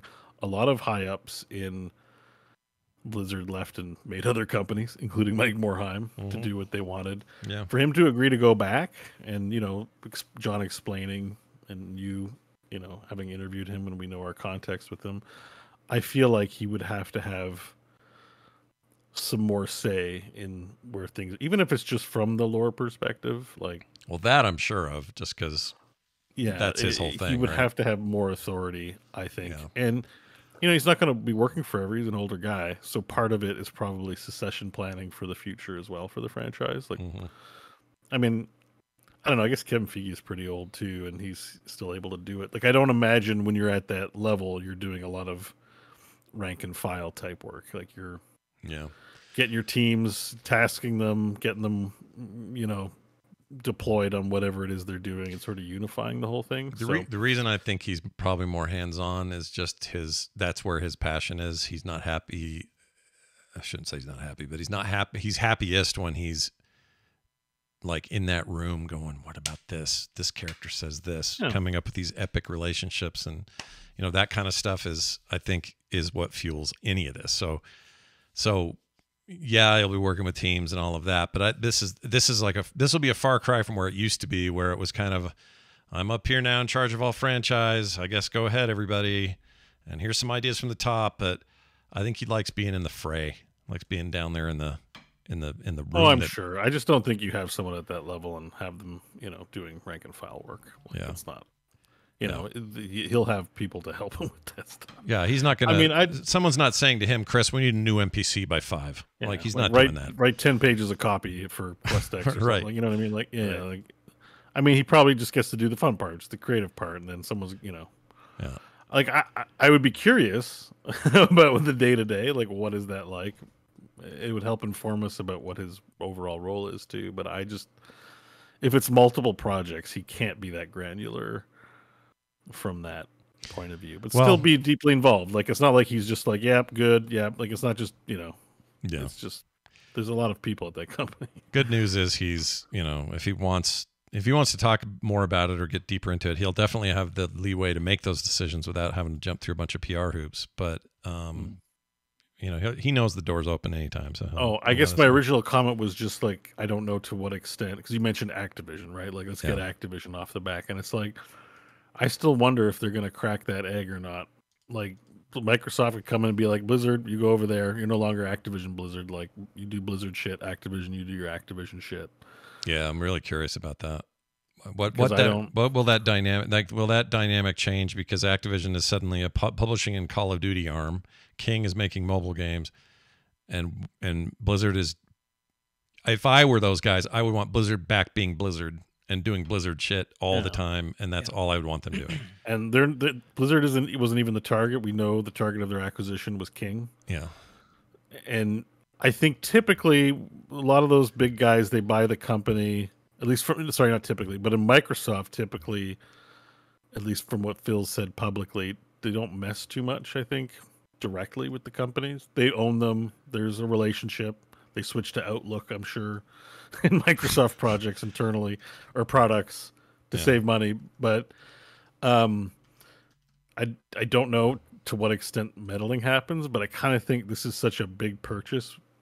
We could see some strategic restructuring of that whole pie. Yeah, I wouldn't be surprised. And I would hope so. I think the best case scenario would be for Blizzard to be like, we're removing you from Activision and King. Go stand on your own too. Phil is, of course, fully versed, I'm sure, in what makes Blizzard Blizzard. It's not like he's some detached executive, no idea what he bought. He likes to play. So they would, out of all the people that could have bought him, they would be the best to actually decide, like, we want Blizzard doing what Blizzard does best. So here you go. Tell us what you need and let's get it done. So I would hope if you're putting Chris Metzen in charge of Warcraft, that they be I'm sure Phil loves that idea, and that they're hopefully going to be in communication, and Chris is going to be like, I want these things, and Phil's going to be like, whatever you want, baby. I love your work. Let's go. Like that's maybe not, maybe without the baby or whatever, but maybe without the baby. But I kind of like the idea of calling him baby. I like that. That's fun. Yeah. Why not? Speaking of which, FTC tried one more time, or is trying one more time, to stop the merger. They will not succeed. It's basically just machinations, and it's just a matter of them trying one more time. They need to go after Microsoft. It sort of occurred to me that this is a proxy war. Kinda. I think so. They're taking it out on Xbox. It's like Sony poked the bear, and everyone's taking it out on Xbox. But the bigger thing you should be thinking about is Microsoft, not Xbox. Yeah, I tend to agree. Yeah. So we'll see. There's not much new to add other than it's just kind of pointless, but we'll see what they do. There were a bunch of layoffs this week. Pissed a lot of people off. In fact, 10 people on the Hearthstone team, speaking of Warcraft properties, were let go. Kind of a small one, but a big one at Epic. Almost 16% of its workforce, 900 and something people, were let go amidst record profits. That's usually the story here. I mean, that's usually is almost always the way when you hear layoffs. Almost always. The worst part will always go with record profits, because we always have to have record profits. Record profits. How do you do that? You can write it without checking it. Yep. They need record profits year after year, and if you can't do it with what you're selling, you do it with layoffs. The Epic thing pisses me off. Year, so it's always record. The Epic thing makes me mad for two main reasons. One, Tim Sweeney wrote a letter to all the employees that really boiled down to this. A bunch of our ideas for quick expansion didn't work. Those were our ideas, and we made them, we thought they were going to work, but they didn't really work. So we're going to fire a bunch of people that had nothing to do with those ideas. It's kind of how it came over. It really annoyed me. The other thing that bugs me is they still print money with Fortnite. I mean, it's just, they have ridiculous amounts of money. There's no reason to fire these people. And also they're faking like they're underdog. Let's go, Joe Gamer. We're with you, average gamer. Let's fight Apple and Google and all these people that want to charge us fees for using their stores. That's all bullshit. It's all bullshit. They're not one of us. They're a giant corporation that will let you go in a heartbeat if it makes sense for the bottom line. So it is what it is. It just kind of pissed me off. Let's not getting into the whole conversation again and pissing off business people, but it's just it's corpo as hell. Game. But they hire like crazy. Like they're still hiring, which is so weird. Yeah, when that's what I mean. It's like when you have that many people inside an organization and you're trusting. Like, let's say you run a business and you have 10,000 people reporting to you. You're like, I don't want them all reporting to me. Like, I need sub-managers, and those sub-managers need sub-managers. Yeah. And you do your own hiring. Then everyone's off doing hiring, and you're approving projects. Like, it's so simple to see how it could get out of hand, later. Sure. And be like, oh, we need to slim down for whatever reason. It's just, it happens in every industry. It never feels good. Always feels bad. There's like nothing. If you had a career and you were pinning your hopes on that career, or that was part of your plan, the world's not set up for you to have a comfortable safety net very easily on the kinds of incomes we earn. I've been told various things to always have 6 months, 9 months living expenses in the checking account because you never know. Never know. All kinds of things can happen. But, They even still, the word is, I couldn't find confirmation on this, but the word is they fired the entire Fall Guys team who they just bought. They bought their game, bought their team. The game is the game, and now they're just getting rid of it. It's just, I hate that shit. It's like, why do the buyouts? The people you were buying anyway. You were buying the talent, not this thing they built. I don't know. Maybe it isn't. Maybe I have it wrong. Yeah, like, and the other, the other one was it's ugly. Bandcamp. They're going to sell Bandcamp, which I forgot they owned. Oh yeah, they bought it. It's weird that they're selling. They bought it. We all went, why did they buy it? And now they're selling. Now they're selling it because I don't think they knew what they were doing with it. And well, maybe one person in the company wanted it, and everyone else like, why'd we let that guy buy it? Yeah, you know, like. But if that goes to the right hands and somebody treats it okay, then maybe those bands and everybody who relies on Bandcamp will be okay, and the platform will thrive. I think it is a known quantity who they're selling it to. I don't think there's a lot of faith that it's going to go well. Chat says Mediatonic.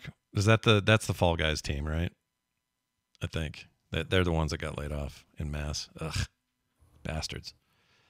Anyway, yeah, no, it like layoffs, they suck, and it's like, what's the answer? No, your country's way more sensitive to it than my country. Like, you need unions. I mean, gaming, we're headed there. With unions games. started because they wanted your 8-year-old kid to work in the factory because they have small hands, can get, small items out from between the machinery. I hate that. Like, left unchecked. That's why I call them assholes. They're babies that will, grift as hard as they can. There are responsible business people out there for sure. It's not it's painting them with a broad brush, but the worst among them are the worst among them, and they will do like incredibly unhumane shit. Like, and yeah, it's just it's in the gaming industry is of such a size that you will be taken advantage of in many different ways. We just did the whole thing on the Unity engines. It's all feels tied. Everything. It's all connected, man. In a year where we are having one of the best years in gaming in history, this shouldn't be happening. Like, I know they're not all Larian and Bethesda and Microsoft and whoever's got the big money for their big releases, and the Cyberpunk is well made up for any mistakes they made. I understand these are 3 really exceptional examples, but there's enough to go around, and there's no reason why Epic, who prints the most money for the most, their live service game is the biggest in the world, not even close. As far as I know, I think it's the biggest thing. Maybe in China things are different, but point is, like, you could have found a way. I don't know. I don't know what the answer is. I don't like it. They have their fingers in a lot of pies too. They're big. The whole Disney Star Wars stuff isn't that Unreal Engine powered? Like, well, I mean, the engine is, that business is booming for them. In fact, they got a big kick from the Unity problem. They got a big uptick in in revenue from people moving to the Unreal Engine. Yeah, I don't know. I mean, the answer to the problem and the reason why I don't have a lot of faith that it will get solved is that it's not a fix. It's not, here's the fix for the gaming industry. It's, here's the fix for government, which would allow a fix for companies and industry, which allows for a fix for workers, which allows for a fix for homes, which allows a fix for families. Like, it's, everything has to move. Yeah. And at every level, you have somebody saying, I shouldn't have to be the one to move. Yeah. Yeah. I think it just sucks that it comes off of the heels of success as much as it would come off the heels of failure. That's what's weird about it, That because like every industry is going to have layoffs, even if you have a unionized environment. Like, there are going to be rationales where it's going to arguably make sense, and it's never fun. It can happen to literally any one working person, and there's nothing that's going to make that better. It's just in the gaming industry, it's very notable that it's like, we're doing well, record profits, like you said, layoffs. Yeah, layoffs. Like, it's just, and it's constant. It seems like every week the company's successful and also laying people off. Like, it's just, it's very infuriating to read. You can almost count on it. It's like, oh, you had a magic quarter and just killed all estimates when you're laying people off. Like, it shouldn't feel that way. And it's also because none of them, well, it's the sycophants, because none of them will get rewarded for turning in a quarter where they treaded water. Hey, we didn't lose money, but we kept the company at the same value. We earned, however many billions in revenue. Everyone gets to keep their job. I call that a win. Should be a win. And it's like, that should be a win. Sometimes, you don't have the best, like, sometimes it's like the whole world's like this. Like, not every day is the best day in the universe, right? Sometimes you have bad days as a business. You have a bad quarter, or what you call bad. But the standard by which a company has to succeed is simply there to justify return on investment for investors. It's strictly for the cancerous investment level people who need a high risk thing to produce a return. So their mutual fund or REIT or whatever the hell it is they're doing, like whoever's buying it, it was so that it works positively for them. Yeah. It's gross. Like it's just a really gross thing when it comes to artists and even commercial art. Like it's. And the more time we spend in Cyberpunk, the more we hate the corpo culture. That's the problem. Right now, I got no patience for it because I've been looking down the barrel of it in a video game, and now I'm annoyed about it in real life. But anyway, final thing, Quest 3 pre-orders went up this week. If you want a Quest 3, the early word is positive on this hardware. People like it. Some reviews going around and previews on various sites that you can trust probably. Releasing mid-October or so, and it'll run you $500. So there's that. That price point. I think I'm gonna get one. But are you? Ooh, Bo. I watched. So Lex Friedman has a podcast. He's kind of a weird nerd, and I don't really recommend his show, but he occasionally does interviews with Mark Zuckerberg. Oh, right, that crazy I don't love all of his avatar. guests, and he's just kind of. But like sometimes he has interesting robotics guys and stuff. So it's Sure. like it's an okay watch. But he did an interview in the metaverse with Mark Zuckerberg, but it was photorealistic. Yeah, it was crazy. So I was like, oh, if this is what Mark's working towards, he said the only thing stopping them was just you need full body scans. They're trying to get it so that your phone can give you your full body scan. Yeah. You can have photorealistic one-on-one conversation with two people on headsets. It looks online. wild. You could even host the show. And I'm like, no, like I know there's criticisms of Facebook. I know we don't love Mark the best, but I think Mark is killing it. I've like generally hated individual things and nitpicks, but overall I support Mark's direction with what he's doing in VR. And that was really cool. And that kind of, pushed me like, maybe I will get a Quest 3. I want to be photorealism ready. The new version of VR chat will be wild. I mean, and I've watched some reviews. Adam Savage's Tested. Tested. So he did I watched a full 30-minute review this afternoon, and he thought it was pretty good. Definitely a big improvement. Graphics on games are better, and stuff. So there's a Steam VR update too. So that's gotten. I'm like, maybe there's a wave of good stuff coming. So I'm like.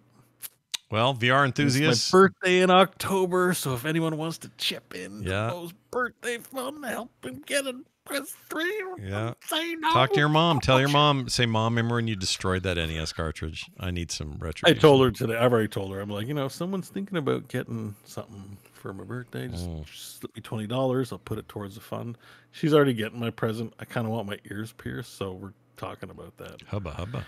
It's weird to be in your 40s and be like, Mom, can I get my ears pierced? And she's like, yeah, when do you want to go? But that's what's happening in the Schwartz household right now. Wow. She going to go with you? You're going to make her take you there and hold your hand? Well, my dad, back in the day, my dad would have never let me get my ears pierced because that's what gay people do, and we can't have that. You can't have a son who's gay, although, spoiler alert, the other one was gay. The other son was gay anyway. My brother's gay. But I was like, it's something I'm like, I never did because I'd be, in his words, an F word. So like, I'm like, well, maybe I will go get a pierce. Like, why not? Let's do that. So, yeah. I'm excited. But I want to have like cool skeletons or something like, DM Dungeon Mastery.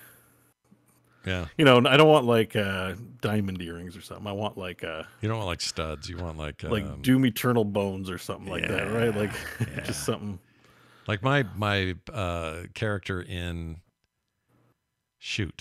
I assume I've mixed up some Starfield character creation with Cyberpunk because I'm playing them so close to each other. But somewhere you can do these like little, almost like thrall tusks. And I can't remember which game it is, but they look cool. You should do that.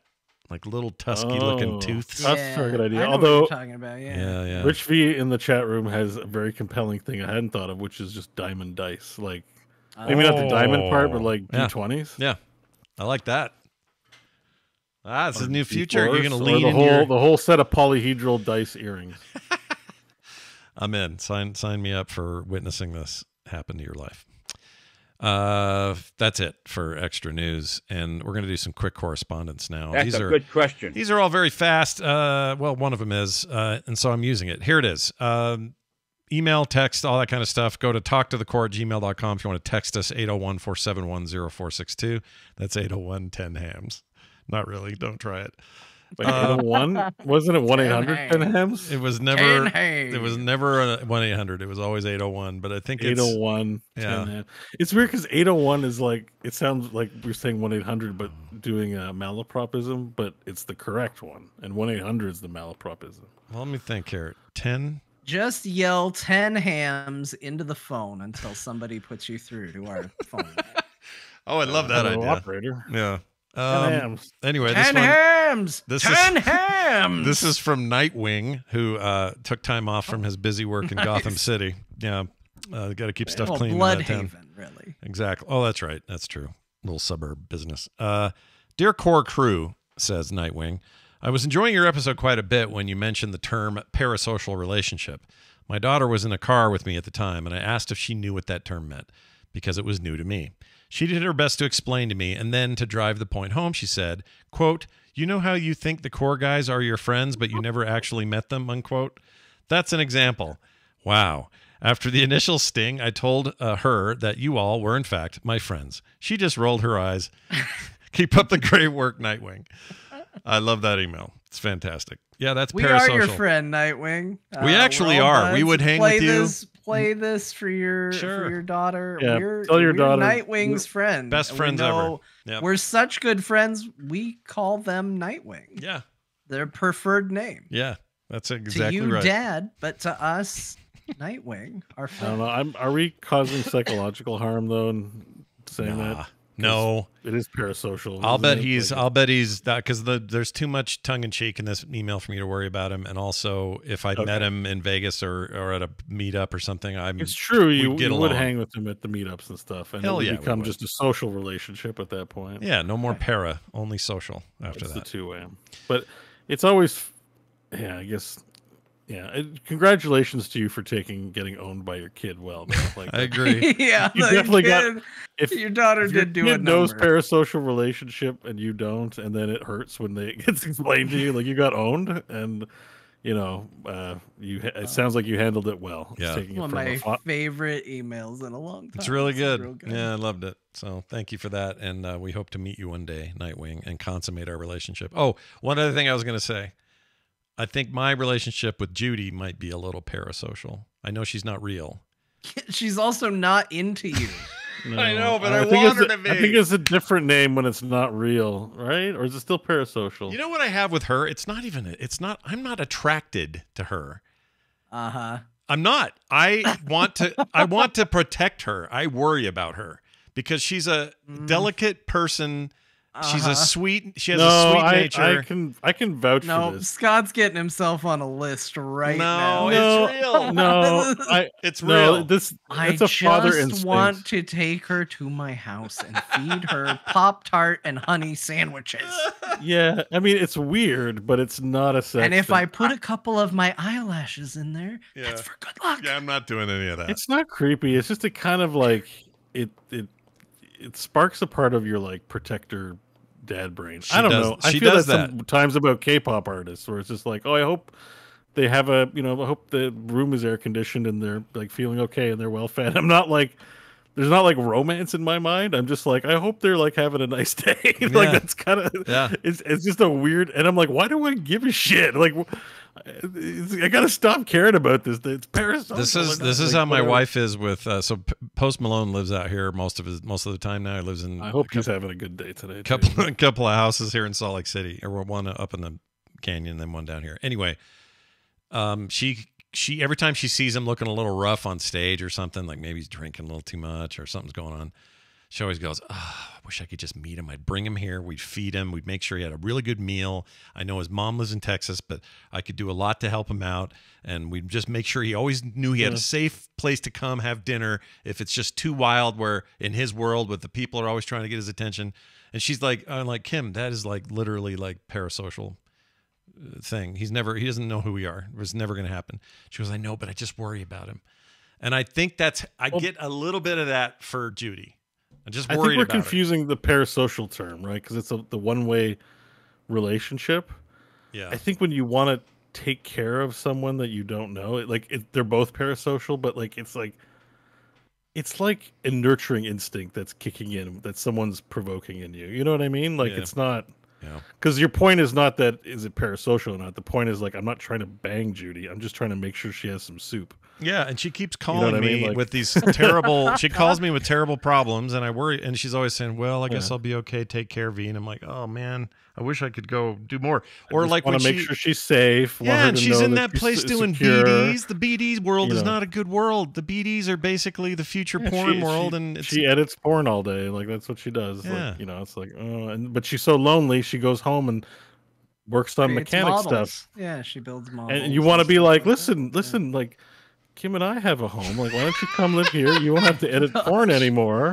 You can just go in the garage and work on your toys all day, and like we won't ask anything of you. Yeah. Yeah, we're gonna lock the door, but that's to keep people out. It's a weird instinct.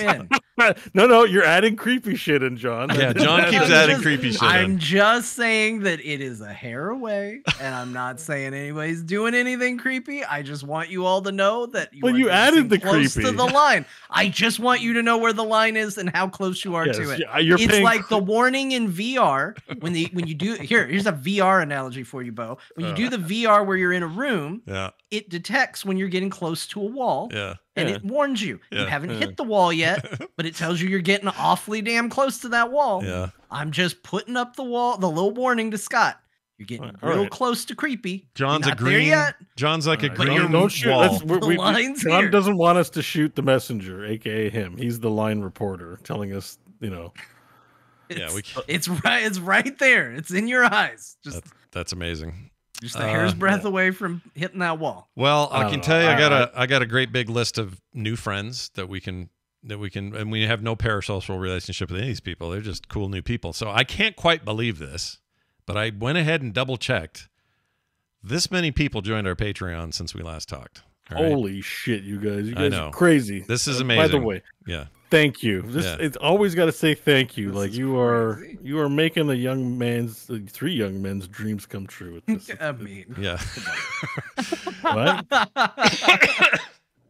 I don't know. I feel like I'm getting too old to be called a young anything anymore. But one's a grandfather. Yeah, one of them has actual grandkids. one's a dad. And the other one's getting earrings. And he's the youngest one. I wish I was getting earrings. I could do that, I guess. Why not? Who's to say I shouldn't? Maybe I will. You can. Just get something cool in there. Like I avoided a lot of stuff due to just being poo-pooed on as a younger person. Yeah, so you got to try it now. I get it. Yeah. You're going to have you dyed your hair pink the other year. The other year. Okay, you want to know how young this crew is? We talk about things in terms of years. Of the other year. The other year, you were dyeing your hair, were you not? That was just a year ago. That's right. I did it. It was purple, not pink. I need to dye my hair too, by the way. I've been vanilla haired for too long. Vanilla hair. I like it. Lean over into the sink in Cyberpunk style and fix that up. Yeah. You got to focus on some of these names, though, because half of them are inside jokes. Oh, they're amazing. All right, so I'll just read through these. Tyson B. That's normal enough, right? Thank you, Tyson. Yep, does _a_bo_shit _in _the _woods. Yes, Bo does shit in the woods. How do you get a username like that? Like, what does Patreon think? I don't know, man. It's crazy. You're Azixia, stoked. or Zixa? Is that how you say that guy's name? He's been around our community forever. I but I've always never- say Azix-A. Azix-A. Whenever he's in chat, What? I say Azix-A. Azix-A. I All call right. him a Zixa. Okay. Azixa. Well, I Azix-A. say Azix-A because they capitalized the last day. It's clearly the start of something I'm pretty new. sure it's been many years, but I've played a Zixa.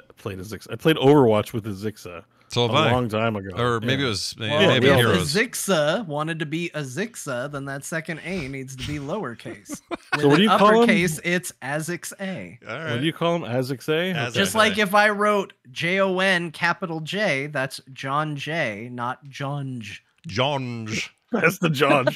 That's the John. de Sounds like a left. I mean, disease. Azix-A is in the chat. They Yeah. can correct it, but I'm just gonna say that no matter what, I'm right. I'm just saying that dude's been around forever. He has always been cool, supportive, and awesome. Been listening, I think, even the instance days. It's just great to have him here. So thank you for that. Christopher Acuna, Zachary Whitesell, Nuts Phenom. Do you remember this one? Do I you know remember this reference? I remember this. This was My name is Nuts Phenom on account of I got phenomenal nuts. yeah, Yep. yeah. I remember that. one's good. Eric Hodges, Michael Roberts, Snowburn 182, kind of a cool cyberpunk name. Nick Blair, Brocklin Olson, Dixon Butts. And butts and butts and butts. Mhm. It's like a rap song. Dixon butts Butts and butts and butts and butts Dixon and butts. Butts. Be your hot Yeah, new something song. Lil Pump would sing, I think. Vince Charon, I think. Wait, is BG3 bonus Oh, I missed episode him. not a new Sorry. Patreon? Yeah, there's a new. Sorry, I skipped it. BG3 bonus episode is a name in here, which leads me to my theory in a second. Vince Well, Charon. that has but I just want to say that has like the Trailer Park Boys, when they call the baby motel because Ricky Yeah. filled in the form wrong. Like yeah. Yeah, I love that kind of thing. At least his name isn't Piss Jugs. Let's see. Philip Counterman, Robert Bertolozzi, Michael Walters, Scurry Crow. That's cool. Splend Life. No, Splend. Yeah, Splend Life. and Roberto Splendife. Bertolozzi. Splendife. I think I've seen a lot in chat rooms. Travis, Tom Norman. We know him. Tom's Norm. He's great. Derek Van Dusen, Milton Harper, and Vincent Hamura. These are all brand new people. I don't know what happened. Awesome. Well, I have a theory. So even one of them called themselves BG3 bonus episode. I think people got wind that you guys are going to do that spoilery BG3 deep dive. And they went, what? I got to hear that. So I think a whole bunch of people signed up for that. Some of them may only come in, get that, and then go. I don't know. But we're just happy to have you here. So we should do more Patreon exclusive content. Boy, I think that Where Bo and I talk for literally an entire core another 3 episode. hours. Yeah. I think Baldur's Gate 3s don't come around every year. Like I don't think anyone's gonna want to listen to 3 hours about Scarlet Maiden. I don't even know if I can do 3 hours. But we can't. It's like I the could do Diablo 15 thing. minutes. I got so much attention during my hardcore run of Diablo 4 on my Twitch channel that I had a little bit of not depression, but it's like it's so quiet on my Twitch channel now. I was so busy before. Yeah, they were here for the how hot business. How do I get it busy again? It's like sometimes it's just what people are into watching. It's nothing to do with us personally. Yeah. So, But having I don't know even if we only get these guys for a month or whatever their plans are, it means a lot. So thank you. it you really guys. does. Like the support is huge. I have 8 full-time shifts left over 2 weeks. Oh my gosh. And I am out, and I don't know what I'm doing in my life. I need a bit of time to recover from work burnout, I think. Yeah. Yeah. And figure out, what I'm doing next. But I'm still doing core, obviously. But you have enabled it. The supporters, all 700 plus of you. Yeah. You're enablers. Even you does a Bo shit in the woods. Like you've now helped. So thank you, and I hope that we continue to honor your support for years to come and do other cool shit that you guys have been asking. A lot of people want me to DM again. Yeah. So I'm thinking, loud and hard. Is that how thinking works? Wait, what? I'm thinking You're loud thinking and hard. Loud about, and hard. Okay. All right. Yeah, but how to do that. I don't want to. I don't want to. Thanks to you guys. You are the underpinning, at least for me, for my support. I know, Scott, you have other projects. Yeah, Stuff, but this year, I've said it before. This is and this is no offense to anyone else I work with. All right, but this is so much fun to make, and it's the fastest growing thing we're doing. So it's in some ways it's like it's massive. Like I haven't had this kind of growth for a show since The Instance, and that was like in the early days, like 08, you know, something 07 or whatever. This is like this show is a big deal to me personally. I know it is to you guys, and I know it is to our listeners. So we're gonna be good stewards of it. We're gonna keep doing our best, and the more support we get from you, the better it will be. The more we can do. You know, I know we're wrapping up the show, but I do have an anecdote related to this that I forgot to put in the show notes. Yeah. That I wanted to tie back into this, if I can tell it. Go ahead. I was at work today, and I was out having a cigarette. I don't talk about it much because I don't like to promote smoking. It's terrible for you. Don't do it. But I was out having a cigarette with a crusty.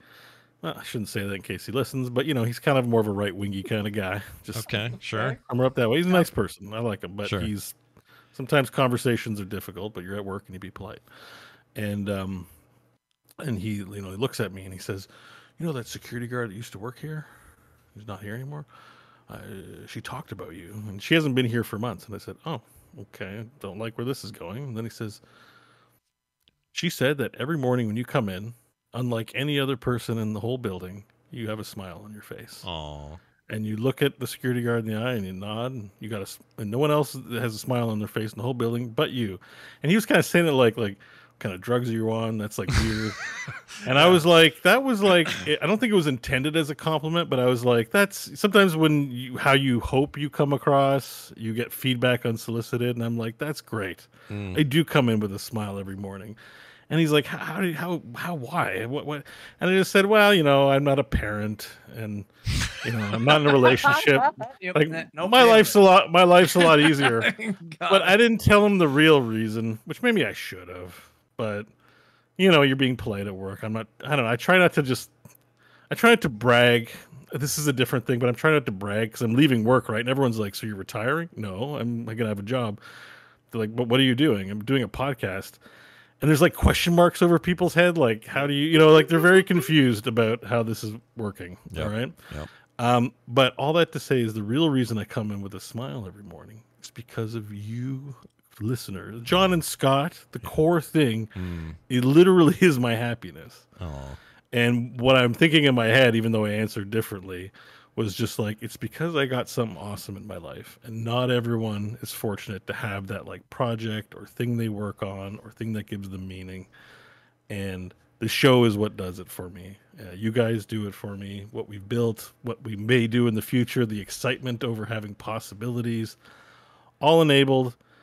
Even the non-financial supporters, I'm glad you're here too. It's not to exclude you, but the patron supporters are really they're really doing the thing that, I would look and be like, I wish I could do something like that. And now it's happening. Yeah. So that's the reason why I have a smile on my face every day. Oh, you guys are awesome. That's nice. I was afraid they were going to say, the security officer said that you were putting weed up your butt in the bathroom or something weird like that. I didn't know where that was going to go, but it went in a very nice place. It was wholesome. It was a wholesome. I was like, I don't get a lot of unsolicited compliments. Sure. In my real life. And here's my impression of Bo when he says, I'm doing a podcast, and everyone went, oh, that's not right. That doesn't sound right at all. That's supposed to be the Metal Gear sound. Why is that so wrong? Hold on. No, that ain't it. Well, that's fantastic. Blew the whole thing for me. Thanks, soundboard. All right, that's gonna do it. Oh, and some reasons to join other than just our cool stories. We also give you things. All right, we mail you stuff in the mail. There's a video game related art print that we get sent out every month. For a level of the show, you never get commercials. You get pre-show content every week. You get monthly bonus episodes. New music, you can get a download of it. That's right. All of it is yours. It can be yours if you just hop over now to patreon.com/core show, which I forgot to mention before. Okay, that is it for us. We do like to have this little tradition where Fast Grandma takes the mic, catches us up on what we played. Should be an easy one this week. Grandma, take it away. Well, you'd think that, but remembering what you talked about way back when the sun was still shining in the sky is harder than you might think. The boys this week, they all played Cyberpunk 2077. It's got a new expansion. They talked about both the main game and the expansion. The expansion's Phantom Liberty, in case you don't know. It's got your Keanu Reeves, that's the base game, and your Idris Elba, That's the expansion. So just look for the celebrity you want, and then you know which one you got. Scott also played Dead Link. It's a game. It's a boomer shooter. Oh no, That Grandma, no, don't say Grandma. it's a boomer shooter that's like Cyberpunk in style, Yeah. and that's the game he played and talked about. I just wanted to really make sure that Scott Johnson knew that this game is definitely a boomer shooter. Yeah, for no reason. Yeah. It's fine. John kept playing his little wrestling game, telling little stories with all his friends, and you don't want to talk about parasocial relationships. It's wrestling in the ring right there every week. Bo also played Doom Eternal: The Ancient Gods. Yeah. It's Doom Eternal in DLC form. And if you like pornography, Scarlet Maiden was the game that Bo played. Let me ask you, how many hands does it take to play that game? both hands. Uh-huh. Okay. Not Vampire Survivors, Grandma. One to control. 2 out of 10. That's it. That's what they played. Wow, fantastic roundup. If I were you people at home, I'd go and play a bunch of video games this week because we'll be back next week with more. Should be our normal day, Thursday, I believe. So come on back for that. We hope you enjoyed yourselves. I know we did. Have a good one, and we'll see you next time. Bye.